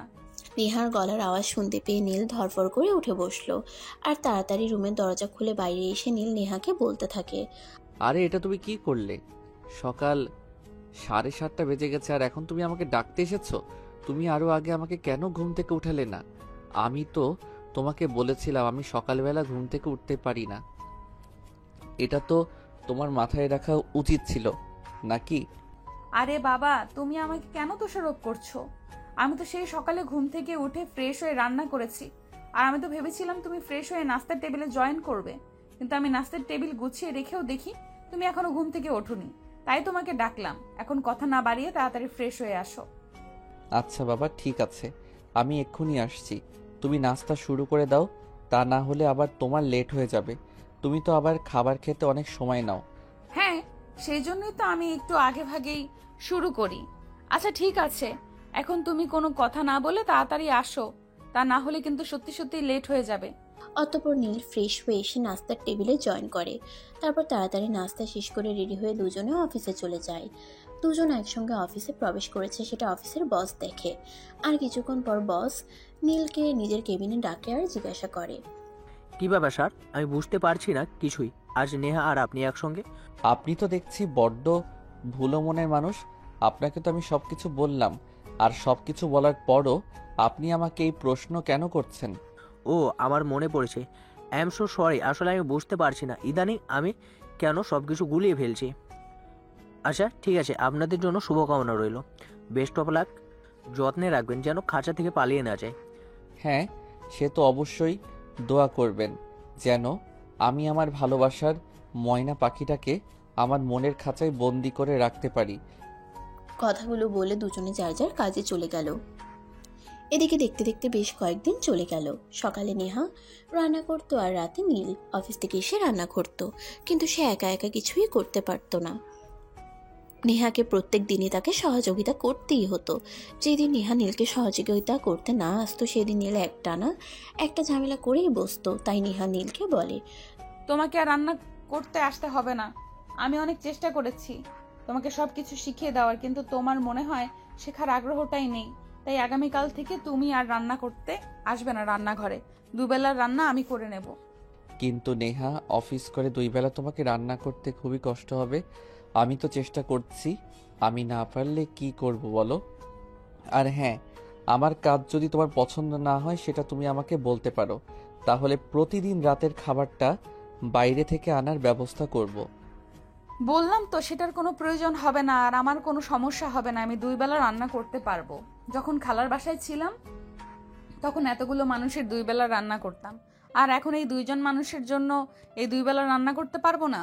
আমার কোনো সমস্যা হবে না, আমি ঠিক করে নিতে পারবো। তারপর নীল আর কিছু বলতে চাইলেও নেহা তাকে সেই সুযোগ না দিয়ে সেখান থেকে চলে গেল। আর পরের দিন থেকে দুবেলার রান্না নেহাই করত। নীল মাঝে মাঝে থেকে টুকিটাকি সাহায্য করত, কিন্তু সকালবেলা নীল কোনোভাবেই ঘুম থেকে উঠতে পারতো না। তাই প্রতিদিন রান্না শেষ করে নেহাকে নীলকে ঘুম থেকে জাগিয়ে তুলতে হতো, নয়তো অফিস যেতে লেট হয়ে যেত। এভাবেই চলতে থাকলো দিন। আজ শুক্রবার, অফিস বন্ধ, তাই একটু দেরি করেই নেহা ঘুম থেকে উঠেছে। ঘুম থেকে উঠে দেখে নীল ড্রয়িং রুমে বসে আছে। তাকে ড্রয়িং রুমে বসে থাকতে দেখে নেহা প্রশ্ন করে, কি ব্যাপার, আজ এত সকালে ঘুম থেকে উঠলে যে? আজ তো অফিস বন্ধ, কোনো ব্যাপার আছে নাকি? না, আসলে সেরকম কিছু নাই। আসলে তোমাকে একটা কথা বলবো ভাবছিলাম। আজই তো শুক্রবার, অফিস বন্ধ, আর আমি জবে থেকে অফিসে চাকরি নিয়েছি, সবে থেকে দেখছি তুমি কখনো কোথাও ঘুরতে যাও না বা কোনো বন্ধুদের সঙ্গে আড্ডা দাও না। তাই ভাবছিলাম আজ তোমাকে নিয়ে একটু ঘুরতে বের হব, বাইরে ঘোরাঘুরি করলে মন ভালো থাকে। সেটা করার কোনো ইচ্ছে আমার নেই, কারণ আমি তো তোমাকে আমার ফ্যামিলির ব্যাপারে সব কিছুই বললাম। আর তুমি এটাও খুব ভালো করে জানো আমি কত টাকা স্যালারি পাই। তাই ফ্যামিলির দায়িত্ব সামলিয়ে আমাকে আর বাইরে ঘুরতে যাওয়াটা হয়ে ওঠে না। সেটা আমার সামর্থ্যের বাইরে, বুঝেছো? হ্যাঁ, সেটা আমি জানি, আর ওটা কোনো সমস্যা নয়। আমি তোমাকে আমার পয়সায় ঘুরতে নিয়ে যাব, তোমার পকেট থেকে 1 পয়সাও খরচ করতে হবে না। অ্যাজ এ ফ্রেন্ড হিসেবে তোমার জন্য এইটুকু করতেই পারি। তুমি তোমার বয়ফ্রেন্ড নাই ভাবতে পারো। এটা ঠিক যে আমি তোমাকে বন্ধু ভাবি, কিন্তু বয়ফ্রেন্ড হিসেবে আমি এখনো তোমাকে একসেপ্ট করতে পারিনি। ঠিক আছে, প্রবলেম নেই, তুমি ওয়েট করো, আমি ব্রেকফাস্ট বানিয়ে নেই, তারপর দেখা যাক। না, সেটার কোনো প্রয়োজন নেই। আমরা দুজনে আজ 3 বেলার খাবারই বাইরে খাবো। এখন নেহা কিছু বলতে চাইলেও নীল তাকে আর সেই সুযোগ দিল না। তাইলে আর কিছু না বলে নিজের রুমে চলে গেল আর ফ্রেশ হয়ে রেডি হয়ে নীলের সঙ্গে বাইরে চলে গেল। সারাদিন দুজনে একসঙ্গে সময় কাটালো। তখন প্রায় সন্ধ্যা হবে হবে। নেহা, তোমাকে একটা কথা বলতে চাই, ইফ ইউ ডোন্ট মাইন্ড। হ্যাঁ শিওর, কেন নয়, বলো কি বলবে। নেহা, তোমার সঙ্গে পরিচয় তো আমার অনেক দিনই হলো, আর প্রায় 2 মাস ধরে দুজনে একসঙ্গে রয়েছি। এখন বলো, আমাকে কোন দিক থেকে তোমার প্রেমিক কিংবা স্বামী হওয়ার জন্য অযোগ্য বলে মনে হয়? নীল, আমি স্ট্রেট ফরওয়ার্ড একজন মানুষ, তাই আমি তোমাকে বলে দিচ্ছি, তুমি সব দিক থেকেই পারফেক্ট, যে কোনো মেয়ের প্রেমিক কিংবা স্বামী হওয়ার জন্য উপযুক্ত একটা ছেলে। কিন্তু আমি তোমাকে এখনো পর্যন্ত সেই চোখে দেখিনি, কারণ আমি আমার পরিবারের একমাত্র উপার্জন সক্ষম ব্যক্তি, যার ওপর পুরো পরিবারের দায়িত্ব। তাই আমি তোমাকে কখনোই সেই চোখে দেখতে পারিনি। আমি এতদিন তোমার সঙ্গে থেকেছি শুধুমাত্র তোমার ভিতরের বিষয়টা বোঝার জন্য, আর আমি সবকিছু বুঝতে পেরেছি। আমি যদি তোমার পুরো পরিবারের দায়িত্ব নেই, তাহলে কি তুমি আমাকে মেনে নেবে তোমার প্রেমিক পুরুষ কিংবা তোমার স্বামী হিসেবে? আরে তুমি কেন আমার ফ্যামিলির দায়িত্ব নিতে যাবে? আর এরকমটা কখনো হয় শুনেছো? একটা ছেলে তার প্রেমিকাকে নিজের করে পাওয়ার জন্য তার প্রেমিকার পরিবারের দায়িত্ব নেয়। কে কি করেছে, কে কি করে বা কে কি করতে চায় সেই বিষয়ে জানার বা জানতে চাওয়ার জন্য আমার বিন্দু মাত্র আগ্রহ নেই। আমি তোমাকে ভালোবাসি, আর তোমাকে পাওয়ার জন্য আমি সব কিছুই করতে পারি। আমি শুধু এইটুকুই জানি। এখন বলো, তুমি আমাকে মেনে নিবে কি নিবে না? নেহা, আমি তোমাকে সত্যি ভালোবাসি। তোমাকে পাওয়ার জন্য আমার যদি নিজের জীবনটাও দিয়ে দিতে হয়, তাতেও আমি দুবার চিন্তা করব না।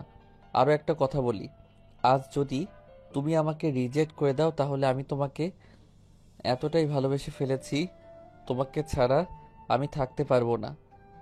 তাই আমি আজ নিজেকে বিসর্জন দিতে বাধ্য হব। প্লিজ নীল, এইভাবে কখনোই কাউকে বলতে হয় না, কারণ ভালোবাসা কিন্তু জোর করে আদায় করে নেওয়া যায় না। আমি কোনো কিছু জানি না আর জানতেও চাই না। আমি তোমাকে ভালোবাসি, শুধু এইটুকুই জানি, আর এইটুকুই তোমাকে জানাতে চাই। তুমি আমার ভালোবাসা অ্যাকসেপ্ট করবে কিনা বলো। আজ শুধুমাত্র তোমার মুখ থেকে এই কথাটা শোনার জন্যই আমি তোমাকে বাসা থেকে নিয়ে বের হয়েছি। তখনই সেখানে নেহার অফিসের বস এসে হাজির হয়। আর নেহা অফিসের বসকে দেখে অনেকটা চমকে যায় আর থতমত খেয়ে বলতে থাকে, বস, আপনি এখানে? হ্যাঁ নেহা, আমি এখানে আর আজ তোমাকে কিছু বলতে এখানে এসেছি। আমি তোমার অফিসের বস। তুমি আমাকে কি মনে করো সেটা আমি জানি না, কিন্তু আমার মনে হয় তোমাকে কিছু সত্য কথা বলা প্রয়োজন, সেগুলো আমি জানি। হ্যাঁ অবশ্যই, বলুন না কি বলবেন। আপনি আমার অফিসের বস, আমি আপনাকে অনেক সম্মান আর শ্রদ্ধা করি। আপনার যদি মনে হয় থাকে আপনার আমাকে কিছু বলার আছে, অবশ্যই বলতে পারেন। থাক না সেসব কথা। নেহা যদি নিজের মন থেকে আমাকে মেনে নিতে না পারে, তাহলে সেই ভালোবাসার আমার প্রয়োজন নেই। আপনি চুপ করুন আর আমাকে বলতে দিন, কারণ আমি আপনাকে দেখেছি আপনি কতটা কষ্ট করেছেন নিজের ভালোবাসাকে নিজের করে পাওয়ার জন্য। তাই আজ আমি আর নিজের মুখ বন্ধ করে রাখতে চাই না। নেহাকে সব কিছু বলে দিয়ে যাই, তারপর নেহা কী করবে সেটা একান্তই তার ব্যক্তিগত সিদ্ধান্ত। বস, আমি আপনাদের কথার আগাগোড়া কিছুই বুঝতে পারছি না। প্লিজ আপনারা আমাকে একটু খুলে বলুন কি হয়েছে। নেহা, আসলে তোমার সামনে যে মানুষটা দাঁড়িয়ে আছে, মানে যাকে তুমি নীল বলেছিলো, সেই মানুষটার আসল পরিচয় কি তুমি জানো? না বস, সেরকম কিছুই আমি জানি না, আর কখনো জানার চেষ্টাও করিনি কে সে, কি তার পরিচয়। আমি যে কোম্পানিতে চাকরি করছি সেই কোম্পানির একমাত্র কন্যাধর আমাদের অ্যাডমিন স্যারের একমাত্র ছেলে নীল চৌধুরী। এই কথাটা শুনে নেহা এক কদম পিছিয়ে গিয়ে বলতে থাকে, মানে এতদিন তাহলে নীল আমার সঙ্গে মিথ্যে পরিচয়ে থেকেছে। নীল সরি, কারণ আপনি কিন্তু এটা একদমই ঠিক করেননি। আপনার আমাকে জানানো উচিত ছিল যে আপনি আমাদের কোম্পানির এমডি স্যারের একমাত্র ছেলে এবং আমাদের এই কোম্পানির ভবিষ্যৎ এমডি। কিন্তু একটা কথা কোনোভাবেই আমার মাথায় ঢুকছে না, আপনি কেন এতদিন নিজের পরিচয় লুকিয়ে রেখেছিলেন, আর কেন আপনি এভাবে আমার পেছনে ঘুরঘুর করে বেরিয়েছেন। আপনি তো কোটিপতি বাবার একমাত্র আদরের ছেলে। আপনি তো চাইলেই দেশের সেরা 10 জন সুন্দরীর মধ্যে থেকে কোনো একজনকে বেছে নিতে পারতেন বা পারেন, কিন্তু আপনি কেন আমার পেছনে পড়ে রয়েছেন? নেহা, তোমার কথার উত্তর আমি তোমাকে দিচ্ছি, কারণ স্যার তোমাকে অনেক ভালোবাসেন। প্রথম যেদিন তোমাকে দেখেছিল সেদিন তোমাকে ভালোবেসে ফেলেন, তাই তোমার কাছাকাছি থাকার জন্য আমাদের অফিসে নিজের পরিচয় গোপন রেখে চাকরি দেন। তোমাকে একটু ভালো করে জানতে, একটু ভালো করে বুঝতে এতটা সময় তিনি নিয়ে যান। তিনি নিজেকে তোমার কাছে ভালোভাবে প্রেজেন্ট করতে চেয়েছিল, কিন্তু সেটা পেরেছে কিনা সেটা আমি জানি না, তবে তোমাকে খুব ভালোবাসেন তিনি। আপনি তো কোটিপতি বাবার একমাত্র আদরের ছেলে। আপনি তো চাইলেই দেশের সেরা 10 জন সুন্দরীর মধ্যে থেকে কোনো একজনকে বেছে নিতে পারতেন বা পারেন, কিন্তু আপনি কেন আমার পেছনে পড়ে রয়েছেন? ভালোবাসেন সেটা না হয় বুঝলাম, কিন্তু ভালোবাসলে নিজের পরিচয় গোপন রাখতেন, বা আমার মনে হয় তিনি আমার সঙ্গে শুধুমাত্র টাইম ওয়েস্ট করার চেষ্টা করেছেন, কখনো সত্যিকার অর্থে ভালোবাসার চেষ্টা করেন নাই। নেহা, তুমি আমাকে শুধুমাত্র এইটা বলো যে আমি কি করলে তুমি বিশ্বাস করবে আমি তোমাকে সত্যি ভালোবাসি। আমি সেটাই করব। প্রেম, সেটা আমি জীবনে অনেক মেয়ের সঙ্গে করেছি, অনেক মেয়ের সঙ্গে টাইম পাস করেছি, কিন্তু কখনোই কোনো মেয়ের পেছনে 1 সপ্তাহের বেশি সময় নষ্ট করিনি। আজ 4 মাস ধরে তোমার পেছনে পড়ে রয়েছি শুধুমাত্র সত্যিকার অর্থে ভালোবাসি বলেই তোমাকে পাওয়ার জন্য। আমি সব কিছু ত্যাগ করে আলাদা ফ্ল্যাট নিয়েছি, অফিসের একজন কর্মচারীর ন্যায় অফিসে কাজ করছি। আর কি প্রমাণ চাও তুমি? তুমি যা বলবে আমি তাই করব, কিন্তু তার বিনিময়ে আমার তোমাকে চাই, কারণ তোমাকে ছাড়া আমার লাইফটাকে আমি চিন্তাই করতে পারি না। I love you Neha, I really love you. Please তুমি স্যারের ভালোবাসা অ্যাকসেপ্ট করে নাও, কারণ আমি দেখেছি স্যারকে তোমার জন্য কতটা কষ্ট করেছে। যে মানুষটা প্রত্যেক সম্পত্তির 7 পুরুষ বসে গেলেও ফুরাবে না, সে মানুষটা তোমাকে পাওয়ার জন্য দিনরাত অফিসে পরিশ্রম করেছে, কারো কাছে নিজের পরিচয় পর্যন্ত দেয়নি। সেই মানুষটার ভালোবাসাকে তুমি উপেক্ষা করতে পারো না। কিন্তু বস, আর কোনো কিন্তু নয়। দেখো, তুমি স্যারের ভালোবাসা অ্যাকসেপ্ট করে নাও, তোমার জন্য অনেক শুভকামনা রইল। আমি এই বলে বস সেখান থেকে চলে গেল। নীল তখন আবার নেহার সামনে এসে হাঁটু গেড়ে বসে, তার হাত দুটো ধরে বলতে লাগলো, Neha please accept you my love. আমি তোমাকে পাগলের মতো ভালোবাসি। তোমাকে পাওয়ার জন্য তুমি আমাকে যা করতে বলবে আমি তাই করব, কিন্তু তোমাকে আমি হারাতে পারবো না। তোমাকে হারিয়ে বেঁচে থাকা আমার পক্ষে সম্ভব নয়। Please Neha, try to understand. I love you Neha, do you love me? Neha তখন বেশ কিছুক্ষণ চুপ করে রইল, আর তারপর নীলকে উদ্দেশ্য করে বলল, ইয়েস, লাভ ইউ টু। পাগলটা, ভালোবাসা পাওয়ার জন্য কেউ এমন করে? এই বলে নীলকে হাত দুটো দৌড়ে উঠে দাঁড় করায় আর তাকে জড়িয়ে ধরে। তখনই নীল তাকে বলতে থাকে, আমি যে তোমাকে সত্যি সত্যি ভালোবেসেছি। তোমাকে পাওয়ার জন্য আমি সব করতে পারতাম, কারণ ভালোবাসা যে এরকমই হয়।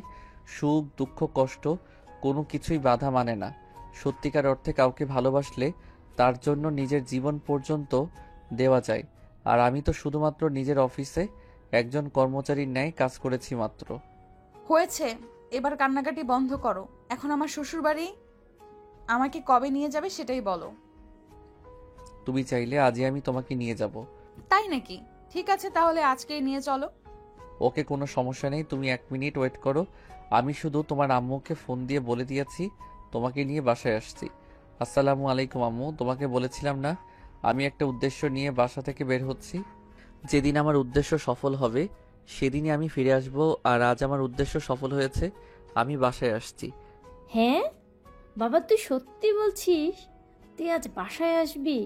আমার যে কি আনন্দ লাগছে, আমি তোকে সেটা বলে বোঝাতে পারবো না বাবা। হ্যাঁ মা, সত্যি সত্যি আজ আমি বাসায় আসছি, আর তোমাদের বৌমাকেও আমার সঙ্গে নিয়ে আসছি। তাই তোমাকে ফোন করে জানিয়ে দিলাম নতুন বউকে বরণ করে ঘরে তোলার জন্য তৈরি হও। অতঃপর ফোন কেটে দিয়ে নীল নেহাকে নিয়ে বাড়িতে চলে আসে, আর তার মা তাদের বরণ করে ঘরে তুলে। আর সেদিন রাত্রেই কাজী ডেকে বাসায় তাদের বিয়ে পড়ানো হয় এবং সমস্ত নিয়ম কানুন মেনে তাদেরকে বাসর ঘরে পাঠিয়ে দেওয়া হয়। রাত প্রায় 12টার মতো বাজে। নীল বাসর ঘরে প্রবেশ করে আর দরজাটা লাগিয়ে দেয়। তখনই নেহা বিছানা থেকে নেমে নীলকে সালাম করতে চায়। নেহা যেই না নীলের পা স্পর্শ করতে যাবে, তখনই নীল নেহাকে টান দিয়ে নিজের বুকের সঙ্গে জড়িয়ে নেয় আর বলতে থাকে, প্রিয়তমা, অনেক কষ্টের পর তোমাকে পেয়েছি। তোমার জায়গা আমার পায়ে নয়, সারা জীবন আমার বুকেই থাকবে। কারণ খুব ভালোবাসি যে তোমায়, সারা জীবন ভালোবেসে যেতে চাই। থাকবে তো সারা জীবন আমার হয়ে? সারা জীবন আমি তোমার হয়েই থাকবো। শুধু ভালোবাসা দিয়ে আগলে রেখো, তাহলেই হবে। অতঃপর নীল নেহার কপালে আলতো করে একটা ভালোবাসার পরশ এঁকে দেয় আর তাকে নিয়ে চলে যায় জীবনের রঙিন স্বপ্ন বুনতে।